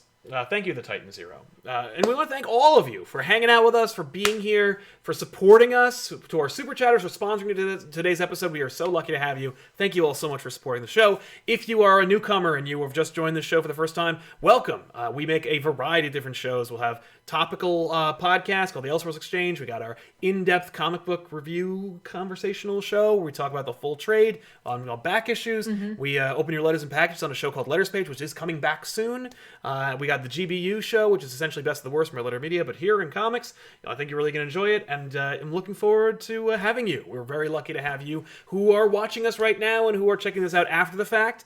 And we'll see you guys next time. Is there more to recommend? No, I bought that. Yay! And I downloaded. That was me trying to get the for some reason I on Wi-Fi here. Occasionally, I'm just like, what is happening? It's like, when it actually worked. I lifted the phone up and it worked. That's funny. The Wi-Fi's all up here. But if you do like gaming and you like this one, you should go to twitch.tv/ComicPop and follow the channel so that you get updates on our Tuesday and Sunday show where you play video games. I do. Even if you don't like me, come over. Yeah, watch it anyway. Who cares? If you don't like it, screw you, but watch it. If you don't like me, you're going to really love it because I'm not good at playing video games. That's true. You're going to really just love it anyway. Yeah, that's right. It's So just, do it's that. a good time. But follow over there. And hey, just as a quick aside, go to our Discord if you want to continue the conversation. If you want to join hang out with that conversation. Hang out other with awesome members of the population. at least 200 other really cool people are in there now, and there's a variety of options. There'll be a link to be invited in the chat that's going to arrive magically. So hang out and join us there. And of course, there's more. There's so much more. We got a Facebook page, Instagram.com/ComicPopOfficial, Instagram.com/TheRealZoobs over here for her. There's a lot more. So follow us on Twitch, join the Discord. Enjoy my 3 posts. Yes, enjoy your 3 posts a year. Storm King says, "Hey Tiff, have you been reading Philadelphia? Keep up the excellent work and keep safe." I've decided I'm going to trade weight on that because I'm so far behind. Actually, no, now's a great time because Image drops their prices. I'm not going to do that. No, there you go. Screw that. I do like that book because it's vampires. Yes, and you bought it just because of the title. Just because of vampires. And I love that. Philadelphia. Also, the art in that is fantastic. And I like the characters quite a bit. But, honestly, the art for that is, awesome. Right? I think I got bit by something. Where? Here? Yeah. Yep. Ah! Thanks a lot for hanging out with us, everybody. We'll see you guys next week with another episode. I'm Sal. And I'm Tiffany. So long, everybody. Bye, guys.